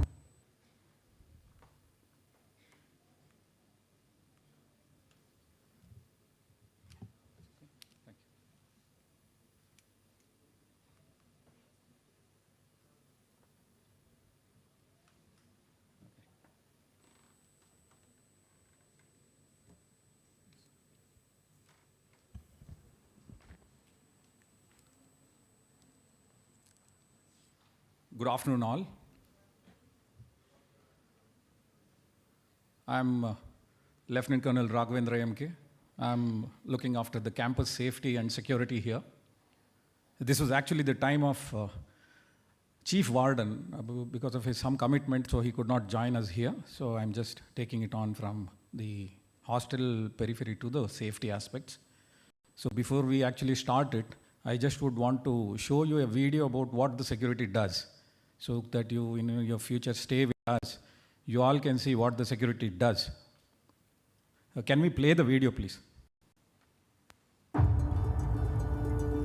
This light.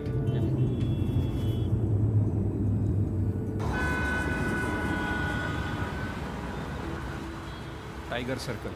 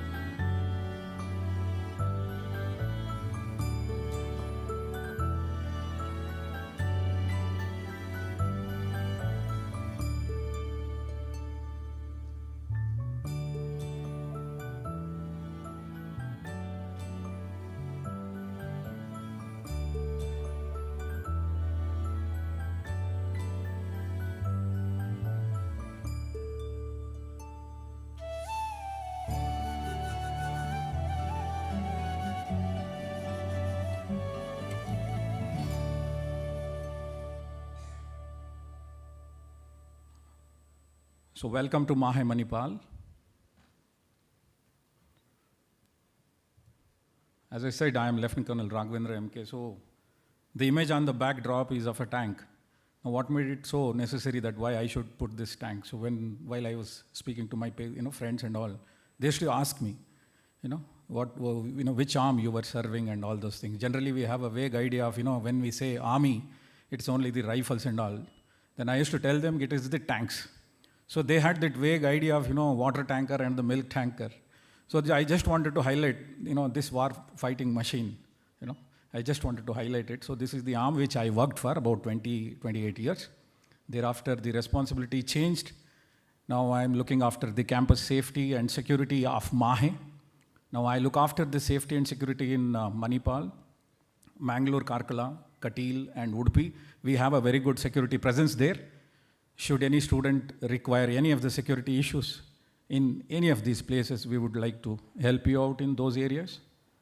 So what is the structure? I have a chief operating officer whom I report to, and under me I have 2 other departments. One is the command and control, sir, wherein we have all the CCTV controls, which is actually manned and analyzed, and the feedback is given to me. And the second department is the access card department, wherein you get your identity cards that is actually printed here under my nose. And thereafter, the entire MAHE is divided into 2 campuses, very prominent campuses. I have added the Mangalore campus also here. So in all, I have 4 deputy chief security officers under me. So one for the Kasturba Hospital, another for the health science, another for the MIT campus. We call it technical and technological and the management campus. And the 4th one is DCSOs. So these are the people who are actually there. Hope you find once in a while you might interact with them also. And under them we have the security supervisors and the security guards. In the security guards we have gentlemen security guards and the lady security guards also. So what is my vision? My vision is to maintain a safe and a secure environment for all the inhabitants, whether the students, visitors, and everybody, you name everybody. So if that is so, as a security, looking after the safety and security, my objectives are simple: 24/7 physical, electronic, and fire safety, ready for any quick response if anything is required by the students. Basically, this campus safety looks after the safety of students. So student being the center of our activities all around. Anything happening to the student, anything bothering the student, we look after that. We are the first responders to all the exigencies which may occur. I look after the guards, they are deployed wherever they are required on 24/7 basis. We conduct surprise checks, the patrolling and security, and when you are staying here, you might tend to lose items also. I ensure that around 75–80% of those items also given back to you, provided you authenticate. Then I take on to respond and resolve the complaints of students, if any. So these are the 2 vehicles. The students must have already seen these vehicles playing left, right, and center in the campus. The left image is of the campus patrol generally used by the students. We do not want the students to actually go and interact with the police and any other civilian officers on their own. So generally we send these vehicles along with a khaki supervisor. I will tell you about the functioning of the khaki supervisors in a while. So we make use of this campus patrol. So we have 1 dedicated vehicle at the MIT campus and 1 for the health science. The second one is the quick reaction or the quick response team we have. They look after the responses. Basically something, any student, something is happening in the, in your hostels, you might come across, you might have some creepers and all there. Any issues which is of emergent in nature. So their response time is about under 5 minutes inside the campus. And you can call them directly also, or else you can call the command center. These type of security people you will generally see in the campus. The leftmost image with a khaki supervisor, he is attired like a police guy. I just wanted to tell you, campus safety, I'm not a police guy here. Though I had served in the army, we are not police. I'm not here to police you, okay? We are here to help you, okay? But the organization is such that to have some kind of a, presence, visibility, we are not attired in any civil. Other than me, everybody has a uniform here, okay? So the top left is the khaki supervisor. He's like any message coming to him, it comes to me directly. Okay, you will find him driving the campus patrol, or else he's the one who will be looking after 10, 15 posts in and around you, wherever you are. The next one in the white, he is again a kind of security guard. Generally, you see him in front of the hostels, gentlemen hostels. Okay. The next is the image with cycles and the motorcycles. So you will have the security people roaming around in cycles and the motorcycles also. Onto the extreme right, top right, you have the security guys doing their drills and other things during morning 7 to 7:30, and evening also they do this. So this is a routine kind of a thing we do generally. And the bottom two photographs you can see, the left one is of a security supervisor. Okay, and the right one is a typical lady guard who is in front of the lady hostels, just to have an identification of them. So anything which is bothering you, there is no requirement of you, looking into your mobile and searching for the contact number, whom to contact, what to say, what not to say. Just approach them, tell your requirements, that will be met. So the other objectives being, I have about 3,500 AI-enabled cameras in the campus, and I have a team which looks after these cameras. And it is not that every inch of the campus is, screened, but then we have a very, good amount of cameras to look after the required issues and monitor the issues. What is the security infrastructure I have? I told you about the CCTV cameras. We have the access controls in the hostels as well as all the institutes wherever you go. Right now, what we are doing is that you are using your access cards to gain access into the hostels or to your class, your institutes and the labs. Now, the right second image which you are seeing, that is a face reader. We are actually working on that. We are trying to install these new systems. This will help you out in like what you are doing right now. You are using your access card. Now, hereinafter, what will happen? You have to just have a look at the camera which is there. That is a face reader. The gates get automatically opened for you. So it is a touchless entry, what we can call. Then we have a ANPR system. You all have seen, those 2-3 roads, which are major roads, which is dividing our campus into, MIT campus and the MU campus or the health science campus. So on all these places, because there are a lot of civilian vehicles keep on moving left, right, and center. There have been instances of people troubling our students, okay? So on all the access roads to our campus, we have installed this automated number plate registration system. What does it do? It records each and every, it takes a snap of any vehicle which is entering and exiting the campus. So any issue with any student, you can bank on us. It's 100% proof that we get for all these vehicles, and that will be shared on need-to-need basis with the police. So this is a very helpful thing.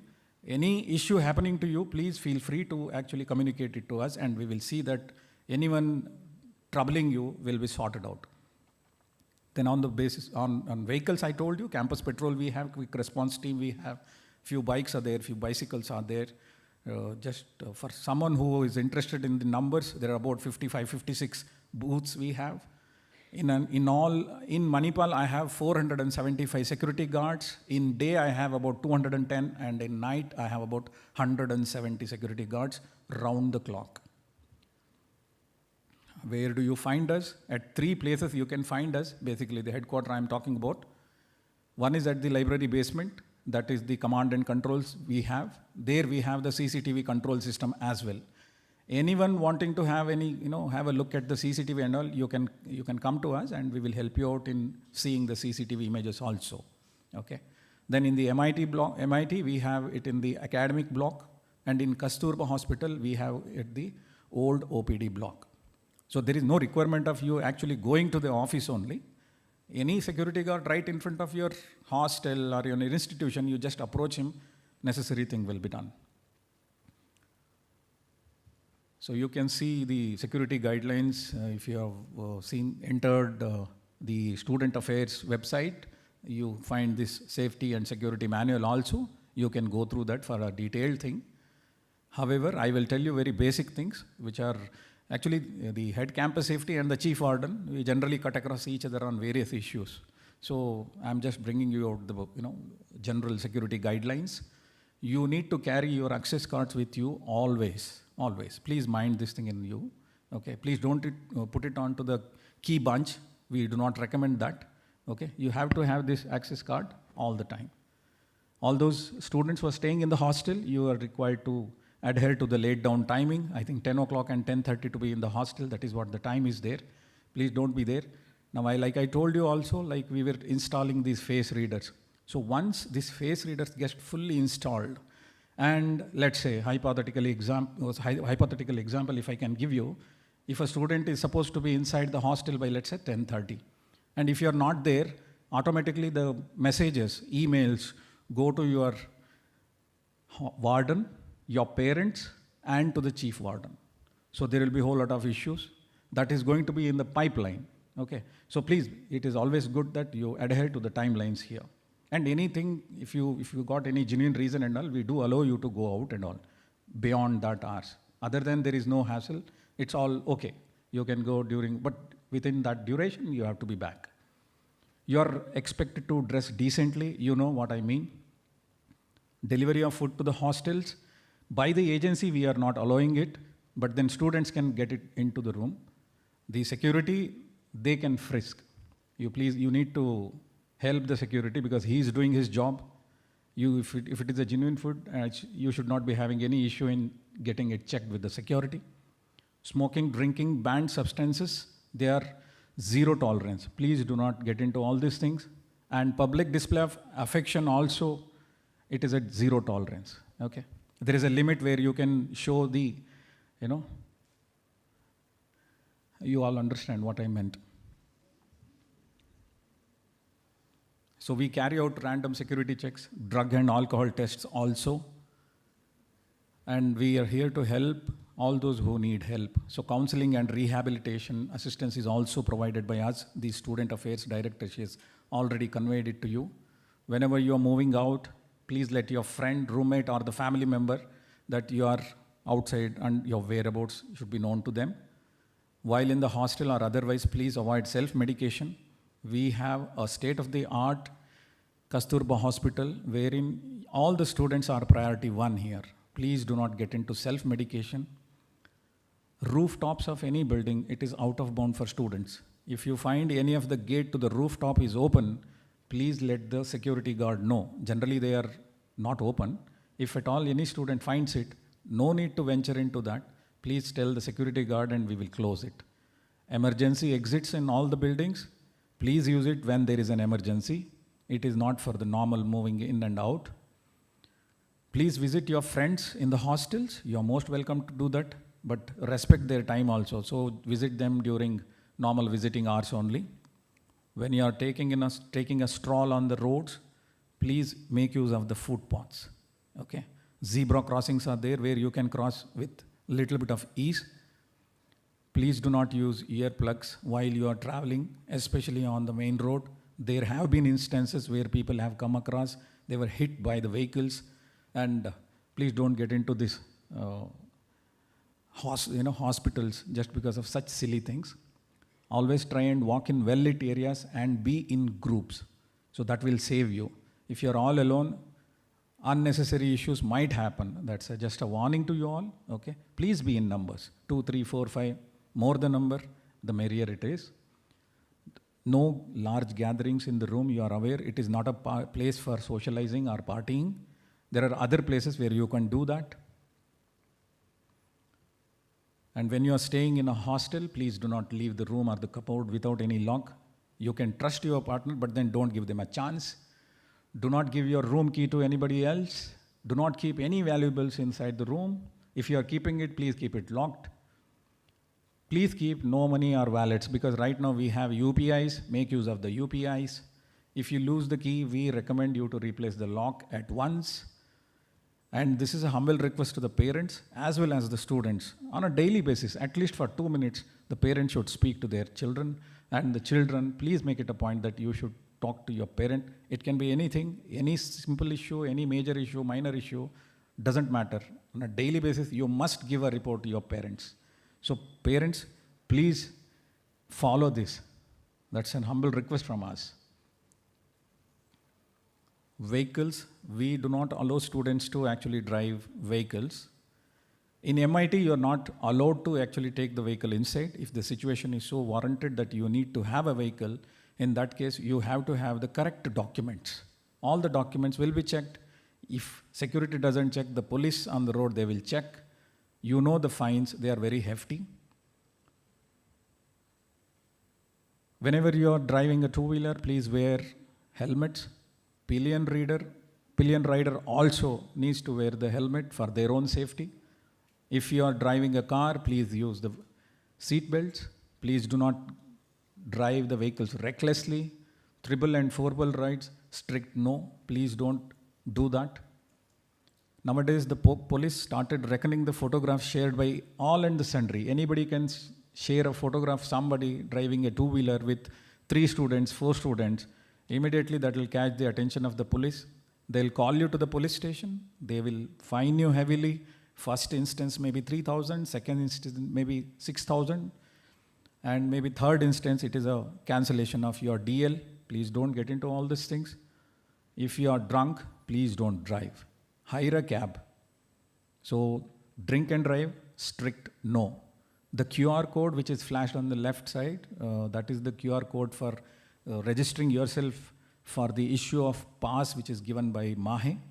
Please do that, otherwise we will not allow the vehicle to be parked inside MAHE. Debit and credit card frauds which are happening, please keep all your credentials to yourself only. PIN, customer ID, password and OTPs, you all know. Whether you have to share it in person, over phone or emails, that's up to you. So all the cyber and the economic crimes, they are on the rise now. Everybody knows that. So please don't join any WhatsApp group randomly. If you know somebody, then only you can join. That's a humble advice. There is a Sen police station. Basically, it's a cyber, economic and narco issues that is handled by a station in Udupi. So if you lose anything, act immediately, let us know. There are these 2 numbers which are flashed here. There is no need of you to writing it down. You contact us and we will help you out. We will send you to the Sen police station. If you act immediately, you might stand a chance. Otherwise, you don't generally get the money back or whatever you have lost. Certain code of conduct for the students. No ragging, bullying, intimidation, no fighting. Possession of weapons or the replicas, not allowed. Fighting and assault, I already brought out. Risky behavior with the vehicles. Going to the Arabian Sea for sea swimming, that is again considered in the risky behavior. Please don't do that. Smoking and alcohol consumption, no. Banned substances, this is a no-way road. It's a dead end. You may not cross. Just wanted to highlight it. The rules are very, very stringent. Please don't get into this. There's a certain issues regarding the ragging and bullying. There are so many, IPC sections are listed out there. Any smallest of the issue which somebody tells you, if somebody tells you not to go out of the room, that is again an act of ragging. So please bear all this thing in mind. If somebody does that, please reach out to us. We will sort out the issue for you. You have to speak. You need to speak up, okay? So lest you forget, just the certain other lines. There is a world which exists beyond your mobiles. While taking a walk also, there is no requirement of you looking at mobiles only. Please look at the road. There will be adequate signs. You can follow that signs, okay? Please do not use banned substances. Again and again, we are saying this. Anything suspicious to you, please report us. Whether it is hostel, institute, which is something normal, it's abnormal, please report it to us. And in this world, there is nothing is free. If someone is showing extra gracious to you, extra support to you, talking very softly, please don't have faith in him, okay? He might be there with a vendetta. Speak up and say no. This is applicable to all students, whether it is boys or girls. You should learn how to say no. Do not worry about what the other guy is feeling. Please say no. Villains generally do not come like the ones in the movies. They're all smartly attired. They speak very beautifully with you, okay? So villains generally come in a, different version. There are different versions of villains. Do not trust blindly. Whenever you are traveling, use trusted transport. When you are traveling, stay connected. You need to ensure that driver listens to your dialogue with somebody, that the other party on the phone knows that she is traveling or he is traveling. That is for your safety. Please do not discuss any of the personal information like day after tomorrow I am planning to visit Goa and all. People will take ideas. Don't do that. Dog feeding is an issue here in both the campuses. The dog biting cases are on the rise. Why it is happening? Students, staff, visitor, and everybody, whosoever is coming across a dog, they are feeding the dogs wherever they feel. You're out of the shop, you have a biscuit pack, you just start feeding the dogs there only. Please don't do that. I like dogs. Some of you might, but there are some students, they do not like dogs, especially when they are jumping over them, okay? So we need to actually, come close together as a community to help this issue. There are very few issues. The last thing which can happen is any student getting bitten by a dog. On a daily basis, I get the message, sir, this thing has happened in MIT, here in Health Science campus. Mind you, there are other group which tells you should not harm the animals. So what is the way out? So the first thing to start is to not to feed the dogs wherever you find. There are places where you can feed the dogs, please do feed it there. What is campus safety? If you are safe, that is the campus safety for me. Well, you are staying in a hostel or an institution like this magnanimous size, you are obvious to lose items. And there are people who find those. And I am actually, yours truly will be looking after these things. So these are the general items which you might lose, okay? If you lose something, so this is a format which is available, it is there on all the campuses. You have to fill in this and it needs to be given to me, and if you authenticate it, we will hand over the stuff to you. So I would recommend that try and write your registration number which is given to you on all the items you might tend to lose.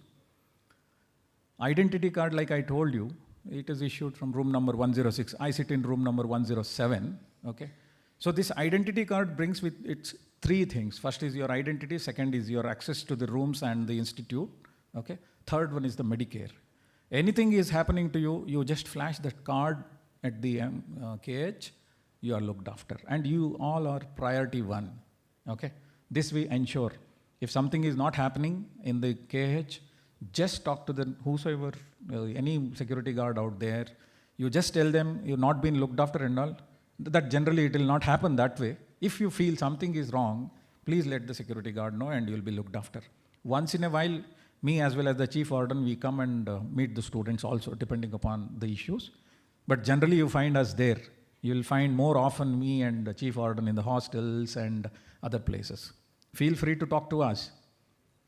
If you lose any identity card, please don't lose in the first place. If you lose, you can come to room number 106. You have to just fill in this form and we will issue a duplicate one to you. And if there is any fire incident and all, don't be scared. That is the first thing, okay? Do not hide inside your room. Just move out of the room. Travel downwards if you are in the high rise, because as the fire catches, the flame goes up. Try always go and come down to the basement and then you will be shown to an assembly area. You need to be there only. You will find all the security guards, they will be fighting the fire in case of any fire. On your way out, just tap on the next student who is either onto the left or onto the right, so that somebody must be on a deep sleep and all. So you can always try and help your friend out, okay? Do not stop anywhere in between, go outside and then it's a quick action which we would want to know. Then you have to wait for the orders. This will be told to you, no need to worry. We carry out all these fire standing orders and the rehearsals and all once in a while. So no need to worry on that. So on wherever you have found during the presentation, you have so many numbers to be displayed. So people are taking the snaps also, I could see. The very important phone number I will just tell you, that is 25000. That is our control room number, okay? So it's a landline number which is manned 24/7. Anything and everything, if you don't know anything, please call this number. There will be someone who will speak to you. You tell the requirement, that will be met, okay? Do not bother too much to, I just wanted to talk to the head campus safety only. Head campus safety may not be available, but there is someone who is sitting and manning these phones. Please do call them and tell them. This looks beautiful. The sea looks beautiful with the left image only, when you are on the beach. But on the right image, which will tell you, that is very, horrifying. we value your life, okay?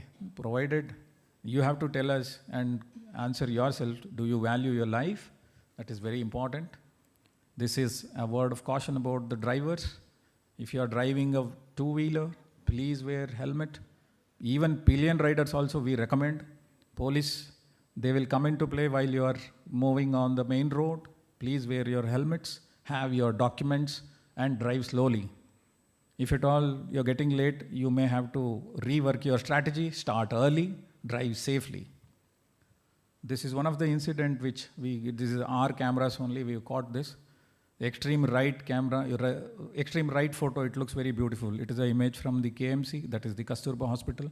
I don't want any of the student to get into that, okay? You can see the leftmost photo where the parents and friends, okay? We don't want this thing to happen, okay? These are not this is one of the simple image which I can do. They are most horrifying images also I do have. Please don't do this. Don't get into all these things. Say no to drugs. I think in my speech itself, I told you about, I think more than 3 times I told about no to drugs. Anyone who is interacting with you, everybody talks about drugs. Why? Why so many of people, stressing more on that? There is a thing, all the education institutions worldwide, nationwide, if I tell you, this is a menace which is happening in and around us, okay? Please don't get into this, okay? Very stringent rules are there. You do not come to know when police comes, when police take you, because they are monitoring it. They catch one guy, the police will only simply ask him, give me 10 names, okay? So one guy getting caught, it is a 10 case for them, okay? Because generally this is what I have observed, we talk to the students, they tell lies, so many lies, But with police, it doesn't happen that way. You will tell everything. So this is a road which has got no end. I mean, it's a dead end, let me tell you this way, if I rephrase it. Please don't get into this. If you find any student who is indulged in it, any suspicious issues, if somebody wants any help, we are there to help you out. We just wanted that student to come out of this. We will give you all possible help. That is an assurance that we can give on behalf of MAHE. Okay? Please feel free to come and interact with us. There is a anonymous reporting is also there. I think Director Student Affairs also has told, please make use of that. You are helping not one individual, you are helping a family. Please bear this thing in mind. Then don't get into the selfie modes also.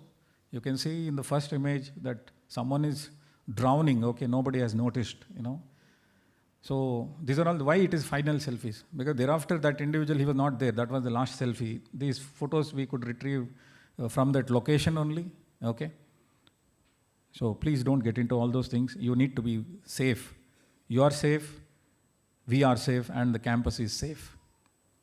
There are suggestion boxes which are kept outside the institutes and 3 very distinct in all the campuses. If you don't find one, you can mail to us also. We will respond to it. And we will tell you what action has been taken. It can be ugly, bad, good, whatever it may be. Don't worry too much about the, intricacies and the contents of your feedbacks. We just work on that. The basic idea is you should have a great, safe, and a fruitful stay with us. I have finished. So thank you and Jai Hind.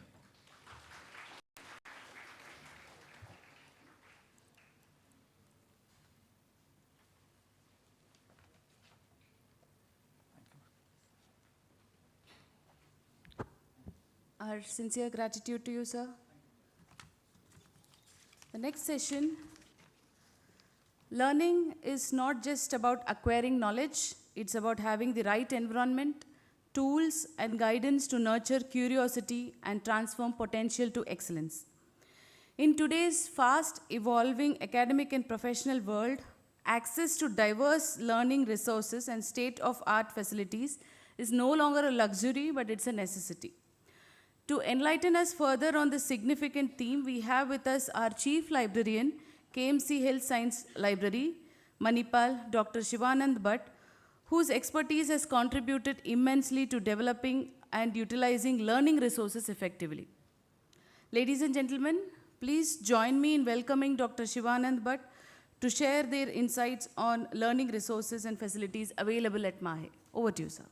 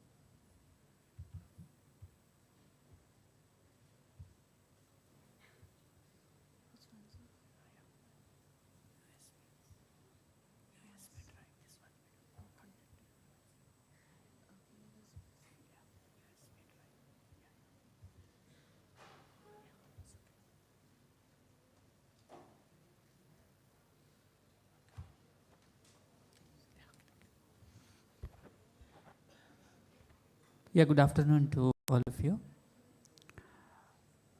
Dear students and parents, welcome to Health Science Library. The name of the library is Search the Health Sciences Library. Hope you all have seen this building. The library is located in the right wing of the Manipal.edu building. A few minutes walk from your college, and it is very near to your hostel as well. It's a central library for all the constituent health science institutions of MAHE at Manipal, including Manipal College of Pharmaceutical Sciences. Hence, you will find books, journals, print, online, related to almost all specialties of health science. The library has 5 reading halls. Apart from silent zones, you will also find a group study area, which you can use it for group study. The sitting capacity of the library is 1,300. The library is RFID and Wi-Fi enabled. One of the unique features of the library is it is kept open on all days. The working hours of the library is 8:30 a.m. to 11:30 p.m. Even on Sundays and holidays, the library is kept open. So you can make maximum use of the library. The library closes only on 3 days, that is on Ganesh Chaturthi, Vijayadashmi and Deepavali. That is closes after 4:30. After 4:30 p.m. Otherwise, the library is kept open on all days. The library is a state-of-the-art library. It is having an excellent collection on print and online. It is having more than 72,000 books. It is having more than 46,000 e-books. It is subscribing to more than 11,000 online full-text journals, and it has also subscription to 32 online databases. These information resources are much helpful in your learning, in knowing technological developments in healthcare, to keep yourself up to date, and also in your research. The books related to your specialities, that is on pharmaceutical sciences, you will find in level 1 of the health sciences library. There's a floor plan in the entrance of the library itself. So it tells you which collection is available in which floor. At the postgraduate level, 2 books are issued for you for a period of 15 days. We follow open access system, so you have a freedom to select books of your choice. After reading, you can leave it on the reading table itself. If you are issuing, you can issue it. Otherwise, you can keep it on the reading hall itself. You need not replace the book pack. The books have been kept subject-wise. Even under pharmaceutical sciences, you will find books related to your specialty on a separate shelf. Even the scanner has been kept in the first floor. Any pages you want to scan, so you can scan it and keep it with you. So scanners are also available in the first floor of the library. The journals, most of them are available online, but few of them are available in print version as well. Those things you will find in level 3 of the library. Newspapers and general magazines are available in level 4 of the library, and we have a good number of back volumes, an archival collection of journals which relates to 1950s, 1960s, which are not available online as well. Such resources are available in level 4 and level 5 of the health science library. To know whether such and such book is there in the library or not, we have an online library catalog which tells you which books are available and which are available in which floor and how many copies are there and which is the edition of that book. So all these details you will come to know by looking into the online library catalog.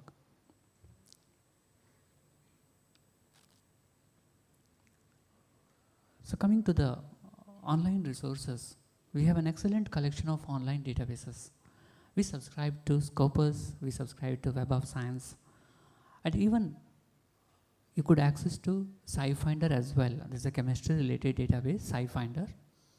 We have subscription to Embase, Cochrane Library, and Ovid Medline. So you could make maximum use of this bibliographical as well as full text databases from leading aggregators and publishers.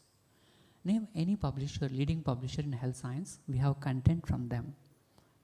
It is not the pick and choose journals from those publishers. We have an entire package of subscription to those resources. So apart from bibliographical and full text databases, you could also access to Grammarly, the premium version of Grammarly you could access to, the Turnitin, and also to Mendeley. This is a reference management tool. You have a library web page in the campus network, and also you could access it remotely as well. And that library web page, using library web page, you will know more about the library, its resources, its services. The ebooks you could access using them, the online journals, online databases, and even the previous year's question papers you could access using our library web page. Even we have integrated digital repositories, open access resources, and Grammarly. You will find link to access Grammarly using library web page. And to access Grammarly, you need to have learner.manipal.edu ID. Where to access these digital resources? Yes, in the library you could access it using internet kiosks are there in all the reading halls. There's a computer lab in level 3 of the library with 55 desktops. From there you could access to the electronic resources. And also there's a provision to access it remotely. From wherever you are, even from the hostel, from your home, you could access to the library web page. How to access the library web page? The username will be the institutional email ID which ends with learner.manipal.edu. If it has not been issued to you, it will be issued to you from your institution. Once it is issued, the college will intimate us. The college will give us the details of your email addresses, and then we will activate remote access to each one of you. We will send a mail to you using which you could access to our library web page, and you could access to all the online resources, maybe an ebook, maybe an online journal, maybe an online database. So, and it is a single sign-on system. You need not register into each and every database and create username and password. The institutional email ID itself will be the username. And we provide, as I mentioned earlier, internet access will be there in the library, Wi-Fi will be there, and we provide training in accessing e-resources. And regarding circulation, 2 books will be issued to you for a period of 15 days. Rules and regulations, please bring your ID card whenever you come to library. If it has not been issued to you, till then, you please bring the copy of your admission order and show it to the security. Otherwise, they may not allow you to enter into the reading hall. Please maintain silence in the library, and if mobiles, please keep it up switch off mode whenever you are, or a silent mode whenever you are in the reading hall. So details of the rules and regulations you will find in the Health Science Library website. So wish you all the best, and all the reading halls have a reference counter, so you will not find any problem. Our team will be there, so they will help you to locate a book or to find the information on a particular topic, and myself is available in level 1 of the Health Science Library. So again, wish you all the best. Enjoy reading in Search the Health Sciences Library. Thank you very much.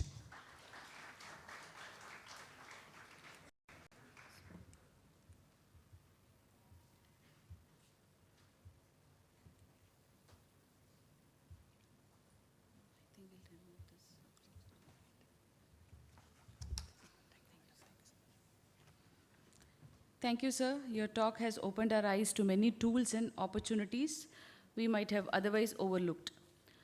Moving on to the next session, the traditional pen and paper exams we are all well known about. Now it has given gradually a way for a smarter, greener, and more efficient methods. One such revolutionary shift is the paperless digital examination approach. So to take a deeper insight into this fascinating and future-ready concept, we have with us Mr. Ren, whose insights will be instrumental in implementing cutting-edge digital examination systems. Let us put our hands to welcome Mr. Ryan.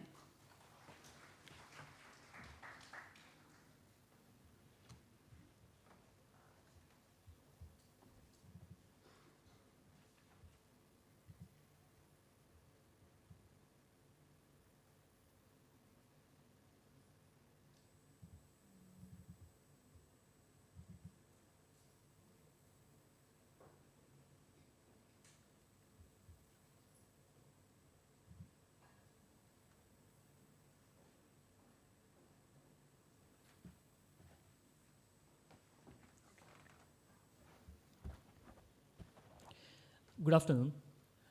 My name is Ryan. I represent LM Exams. At LM Exams, we provide end-to-end solution for paperless digital examinations.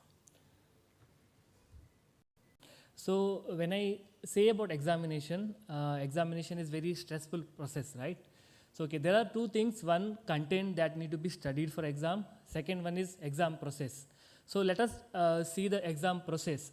So when I say exams, we need to prepare with our ID card, hall tickets, and different tools required to write exams like ball pen, coloring pens, highlighters, erasers, calculator, everything. Then one more thing, the extra sheets, we need to tie our paper properly. Then the calculators, there might be problem with the totaling error, etc. Right? So what if we can eliminate all these things so that as a student, we can concentrate only on the content that need to be studied, not the exam process. So let us see the current techniques or the technologies and the limitation. The first thing, the OMR sheet. So mainly used for the MCQ type of questions or the entrance exams where we need to share the circle. So by mistakenly, if we share the wrong circle, then we can't re-attempt it. Then one more option, online computer-based examinations. Here also, for writing the descriptive questions, we need to type our answer. Then it depends on the writing speed or typing skills of the students. The student who knows better typing will have an advantage. So next is the digital scanning where student write the examination on pen and paper, then the copies will be scanned, then later sent for the evaluation, where if we miss out on some of the copies to scan, then we miss out on the data. So to eliminate all these like problematic process, we need to make sure that we use the current technologies. So we have tried to use the current technologies, cloud-based techniques where all the data is stored in cloud. Then we introduce a new type of device, we call it as a digital writer, commonly known as exam pad or ePad. So this digital writer is a custom-built device, specially built for writing examination. This device is built with a special glass surface, so which will give you similar writing experience that of pen and paper. And this device is not a touch-sensitive device. Device will be provided with a stylus pen, so all the interaction with the device has to be done using the stylus pen only. And this device is inbuilt with all the necessary tools as a toolbar, like coloring options, eraser, highlighter, etc. Then one more advantage, students can write your answer using your regular handwriting as you do on your pen and paper. So important features, this device allows to attempt all type of questions, that is MCQs, true or false, match the followings, and long essay type questions. And there is no limitation of number of pages you can add. The system will provide you unlimited number of pages. Then access only through the stylus pen, and you have to use your biometric authentication to log into the device. So it will increase the security. Then the device works with the system of real-time data saving. So whatever the student is writing will be saved automatically. So there is no need to save anything manually. Then there are multiple level of storages so that whatever the data is written will be saved successfully and automatically saved. So these are the few feedback we got from the students. From last 8 years, all the students in MAHE are using these devices, so this is not a new thing introduced. So all the students are already using. So one of the important feedback is given like, I liked it. initially it was difficult, but with the time, the speed increases and you will get used to it. This is the main thing. So whenever we transform from one technique to another technique, there will be some difficulties. For that, there will be a detailed training session will be given so that individual student will get enough time to practice and clarify all the doubts, so that before writing your first exam, you will be trained properly to write the exam on this device. Okay. So thank you for your time. This is a small introduction from our digital examination. So thank you and all the best for the examination. Thank you.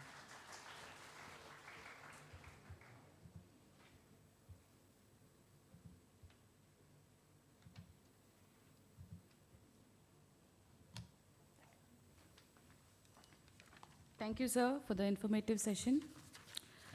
Moving on to the next event. It is said that opportunities does not happen, you create them. And the right guidance can turn these opportunities into career milestone. We are honored to have here Mr. Venkatesh Kamath, Assistant Professor, Senior Scale MCOPS, a distinguished personality with vast experience in industry academia engagement and an inspiring record of mentoring students towards securing their dream job. Without further delay, let us give a warm welcome to Mr. Venkatesh Kamath to enlighten us on this. Thank you, sir.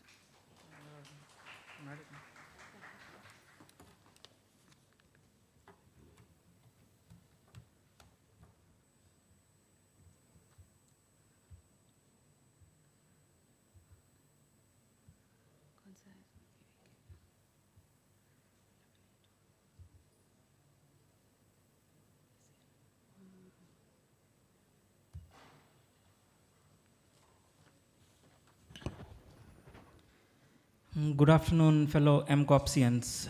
If I'm not wrong, I can call you all MCOPsians right now, right? So, a warm welcome to MAHE campus.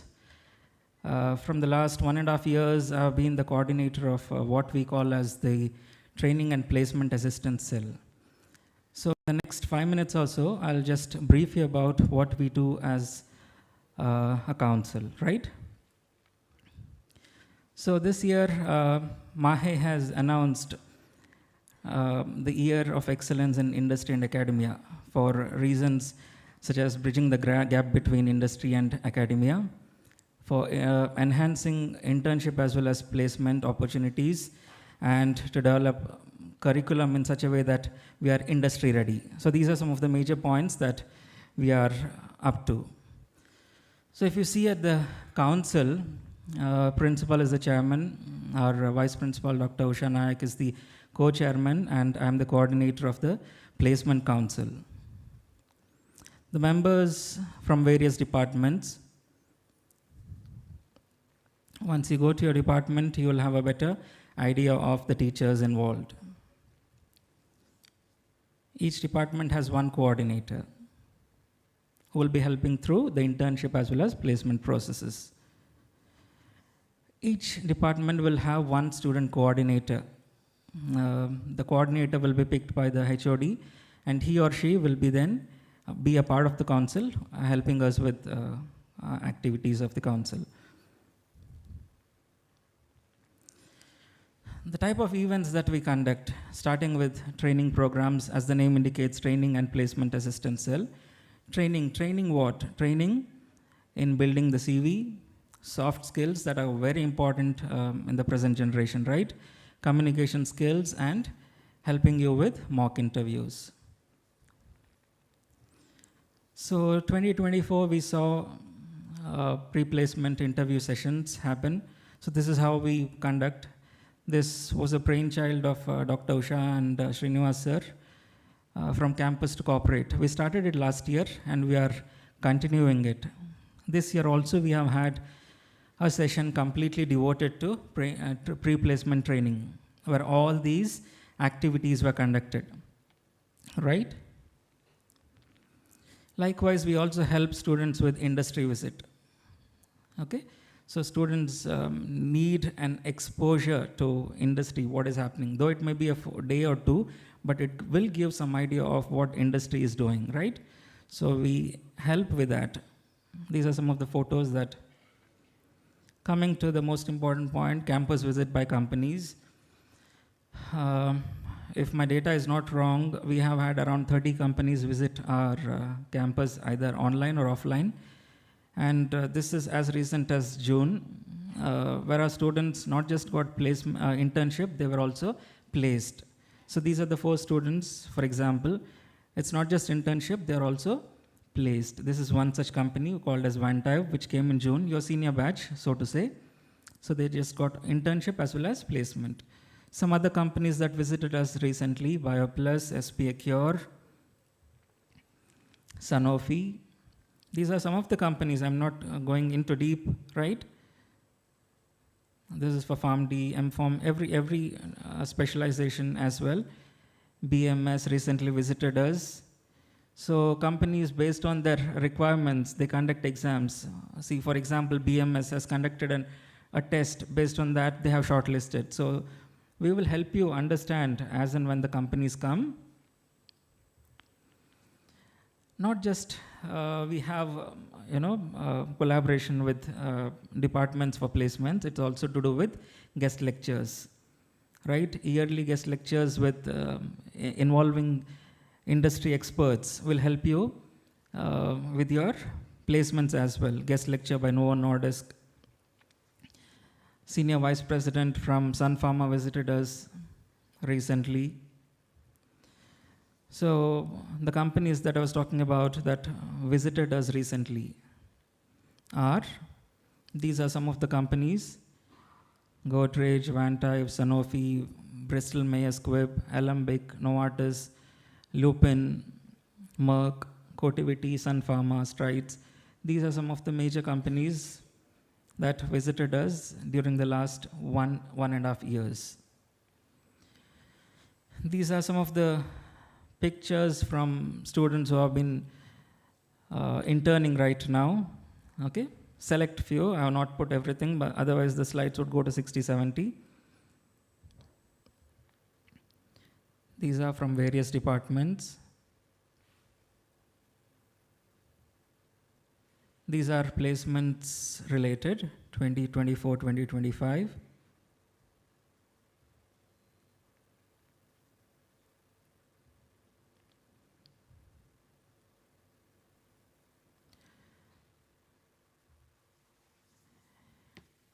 Along with placement, we also have corporate relations as well as alumni. We have a strong alumni network. So our alumni also visit us often. One of the talks given by an alumni, 50-year, 73 to 77 batch, he was one of the guest speakers. Mr. Mahesh Rao from IVP has also visited us recently. Alumni Connect is equally important for our placements and internship. So we have had an alumni meet in Jaipur in April, and we recently had an internship, alumni meet in Hyderabad. We have a large gathering of our alumni in Hyderabad, Bangalore, Mumbai. So some of our teachers visited for the alumni meet as recently as last month, 15 to 20 days ago. Some pictures from there. And they say all work and no play makes Jack a dull boy, right? Why am I saying so? There are alumni who were, excellent players. Okay, so they want to give us back in some form. Okay, so you can see here one of the pictures, Manipal Pharmacy Conclave. So we do it once in 2 or 3 years, where the alumni come themselves. Okay, they give back in the form of their intellect. Okay, and I said no play. No, not that. They also enjoy. Once they come here, they also get to refresh their memories. So this is all vital part of how we go about as MAHE and MCOPS. So I would like to finish by saying, chase your passion relentlessly and success will follow you like a faithful companion, and believe you can and you are halfway there. Thank you from my side. Thank you very much.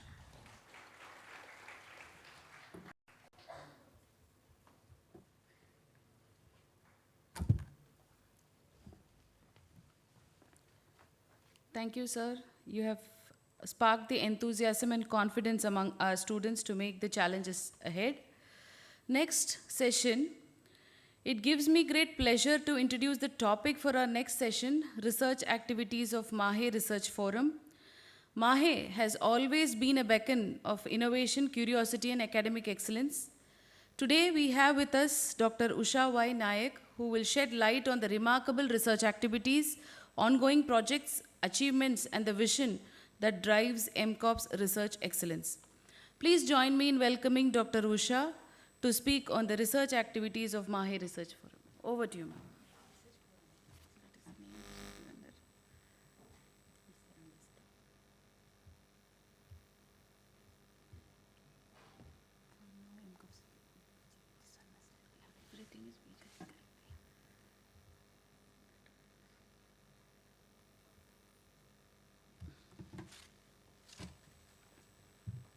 So good afternoon to all of you.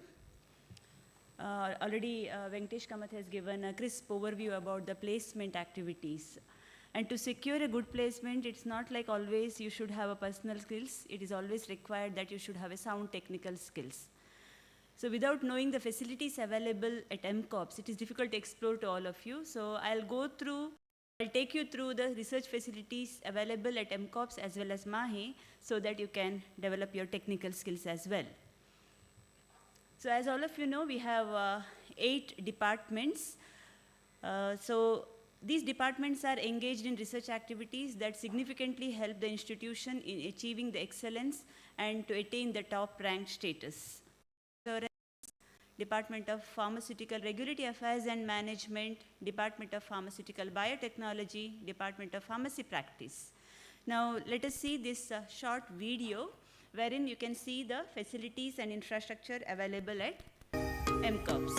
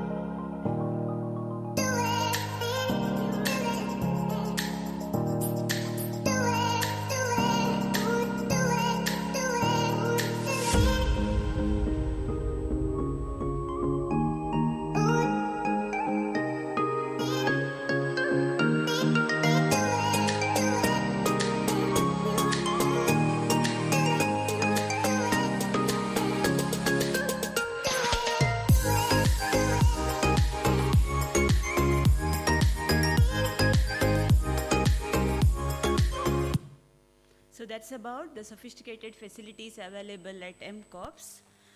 So apart from that, we have 11 centers at MCOPS for various activities at MCOPS. Then we also engage in research collaborations with partners around the world, including national and international universities. So this slide summarizes the major research output of MCOPS. We have about total 3,197 research publications and 20 granted patents. And MAHE also offers PhD programs, like Dr. TMA Pai Scholarship, part-time PhD program, self-sponsored category, as well as a pathway for PhD that in further presentation you'll come to know about that. Then there are different departments like centralized resources available at MAHE. So we have Directorate of Research, which supports research activities and facilitates technology transfer. Also, we have Bioincubators Facility, MUDBI, which offers startup ecosystem and incubation services. Then there are different research clubs. In MCOPS, we have Innovative Communication Club, which conducts various activities such as training sessions on various softwares, journal clubs on research publications and all. And at central level at MAHE, we have MAHE Student Research Forum, that is MAHE SRF. That also is involved in various activities such as research colloquium, summer training programs, and they also conduct various conferences to enhance the knowledge of PG as well as research scholars. So these are some of the key research strengths of MCOPS. We hope that budding researchers who join MCOPS will take full advantage of these resources and achieve success in your future. Thank you all.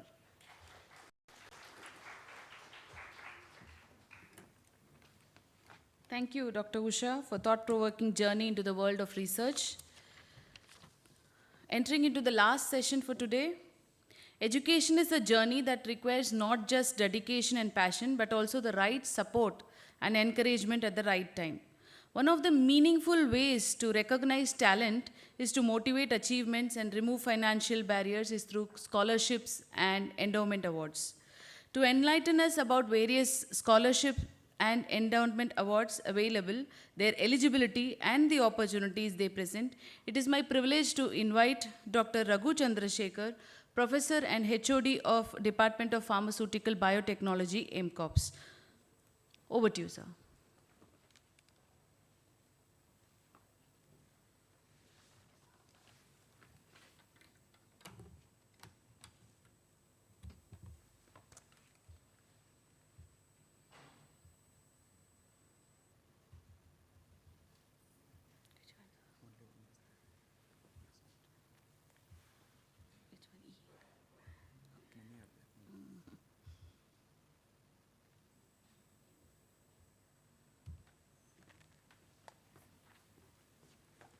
Good afternoon, everybody. I will quickly run through the various scholarships that are available provided by MAHE, and also the MCOPS endowment awards that are available for all of you to fetch. So there are 6 scholarships that are available which are provided by MAHE for this year. The first one is Scholar Scholarship and Achiever Scholarship Award. So the details of this I will tell you a little later. The second one is Scholar and Achiever Scholarships for NRI and NRI sponsored students. Third one is Scholarship for Student Research Publications. Scholarship for Konkani speaking students. Merit Scholarship for Children of Manipal alumni. Scholarship Scheme of Interest Subsidy on Education Loan for MAHE students. So these are the 6 scholarships that are available. Among that, the first one is a Scholar Scholarship, where if you have scored at least 80% in your 12th passing examination, and if you, this scholarship is applicable for you, and it is offered to the top 5% of general category admittants of this year. And you will be availed 20% of scholarship course fee, and the course fee, if you are selected for this scholarship, the office will contact you. Even though you have paid full fees, the 20% fees will be reimbursed to you. And the same scholarship will continue for the second year as well.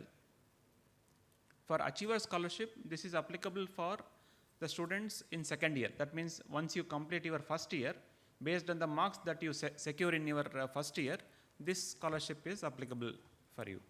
And if you come within top 5% of all the performers, you will get around 20% of course fee reduction for the second year. And the scholarship and achiever scholarship for NRI students. So here you will have, if you have scored 90 to 100% in your +2 qualifying examination, you are entitled to get around 15% of waive off in your fees, course fee. If you have got around 75 to 90%, then 10%. And the scholarship continuation to the second year depends on your performance in your first year. You should get at least 7 CGPA to qualify for this scholarship in the second year. So the achiever scholarship is for the students who have who will get at least 75% marks in the first year, and you are entitled to get around 10% of waive off of your fee. And scholarship for students with research publication. This is another very fascinating scholarship where you will entitled to get around 25% of course fee reduction. This our VC explained about it in his presentation.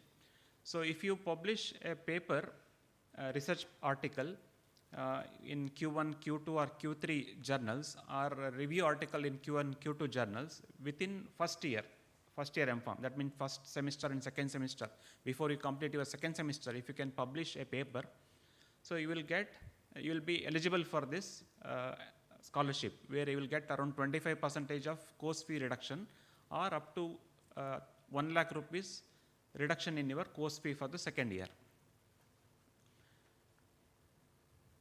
So in case, suppose if you are unable to publish a paper within first 2 semesters, if you are able to publish in the second year, so one mandatory publication has to be done by you before you complete your second year. But if you do it more than one, the second publication if you have done, for that again the MAHE will offer you incentives. Or it all depends on the quality of publication you have published your paper. If the quality of publication is Q1, so you are entitled to get around 75 to 99 points based on the quartile of the journal. And the points what you have generated will be equated among all the authors, the corresponding author, first author, and the co-authors. So each point is entitled to get you 1,000 rupees. So if you get around 25 points, so 25,000 rupees you will be eligible to avail. So then next is a scholarship for Konkani speaking students. So here if your mother tongue is Konkani, you are entitled to get around 10% of course fee reduction. So for this you have to get the certificate from your previous institute to qualify for this. Next is merit scholarship for children of Manipal alumni. If your parents, father or mother have studied their graduation in a UG program or a PG program or even PhD program in MAHE, then you will be entitled to get around 10% reduction in your course fee. So to avail this, you should have at least scored 80% in your +2 examination. Next is scholarship scheme for interest subsidy on education loan. If you have got admitted through the scholarship like Konkani speaking student, or if you are an alumni, if your parents are alumni of the MAHE, then even if you have availed education loan, for the education loan, the MAHE will offer you subsidy. So if education loan what you have got, if your parents' annual income is less than 3 lakhs, then 100% subsidy on education loan is offered. So it depends on the income of your parents. So depending on the income, the interest subsidy percentage would vary. Then these are the scholarships which are offered by national agencies. If you have qualified GPAT examination, you are entitled to get around 12,400 rupees per month as a scholarship. So it all depends on your qualification. If you are qualified for this, you will be entitled to get this scholarship. Then in your second year, if you have got an internship, if you are planning to go for internships outside, there are various companies which offer the stay funds.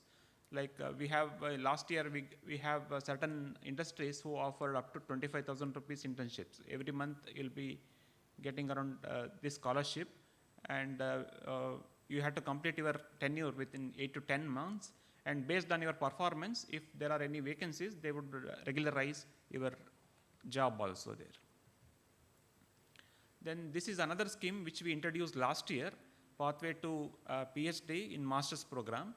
So if you are interested in pursuing your career in research, so and if you have secured at least 8 CGPA in your first year examination, then you are eligible to apply for this. So you'll be competing with all the meritorious students, and if you got selected for this, you'll be registered for, you can register for PhD along with your M.Pharm. So by doing so, you'll be saving around 1 year of your tenure. So you will be completing the whole PhD with 1 year less. So here the benefit is you will start getting the stay fund from your second year. The second year M.Pharm itself, you will start getting stay fund from MAHE. So these are the, I have provided a list of endowment awards that are offered by MCOPS. These endowment awards are actually initiated by many of our alumni and well-wishers, as well as the teachers who have served our institute. So there are several awards which recognizes the students, and these awards are meant to motivate students to perform better in their education. So starting from the, you have awards for first year as well as second year. Different awards are available for various types of performances. So if you fall under these categories, you will be awarded with several scholarships and awards. Thank you, and I wish you all the best.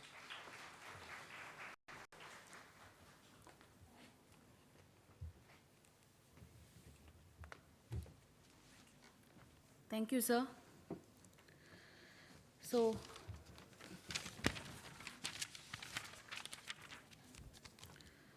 with that, we come to an end of today's sessions, and there are a few announcements to be made. First thing is, uniform scrubs are available at the campus stores near the university building. All are required to purchase 2 pairs of it from 18th August, so it is compulsory to wear them. And moreover, please check the color of the uniforms by mentioning there, because as we showed in the AB, it is a grey color with a black stripe is the uniform for the PG students here. The second thing which I wanted to mention is I request all the students and parents to report to their respective departments at MCOPS by 2:30 p.m.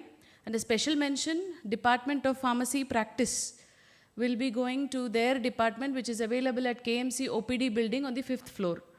The lift is available till 4th floor, and one staircase has to be taken to reach the Department of Pharmacy Practice from the KMC OPD building.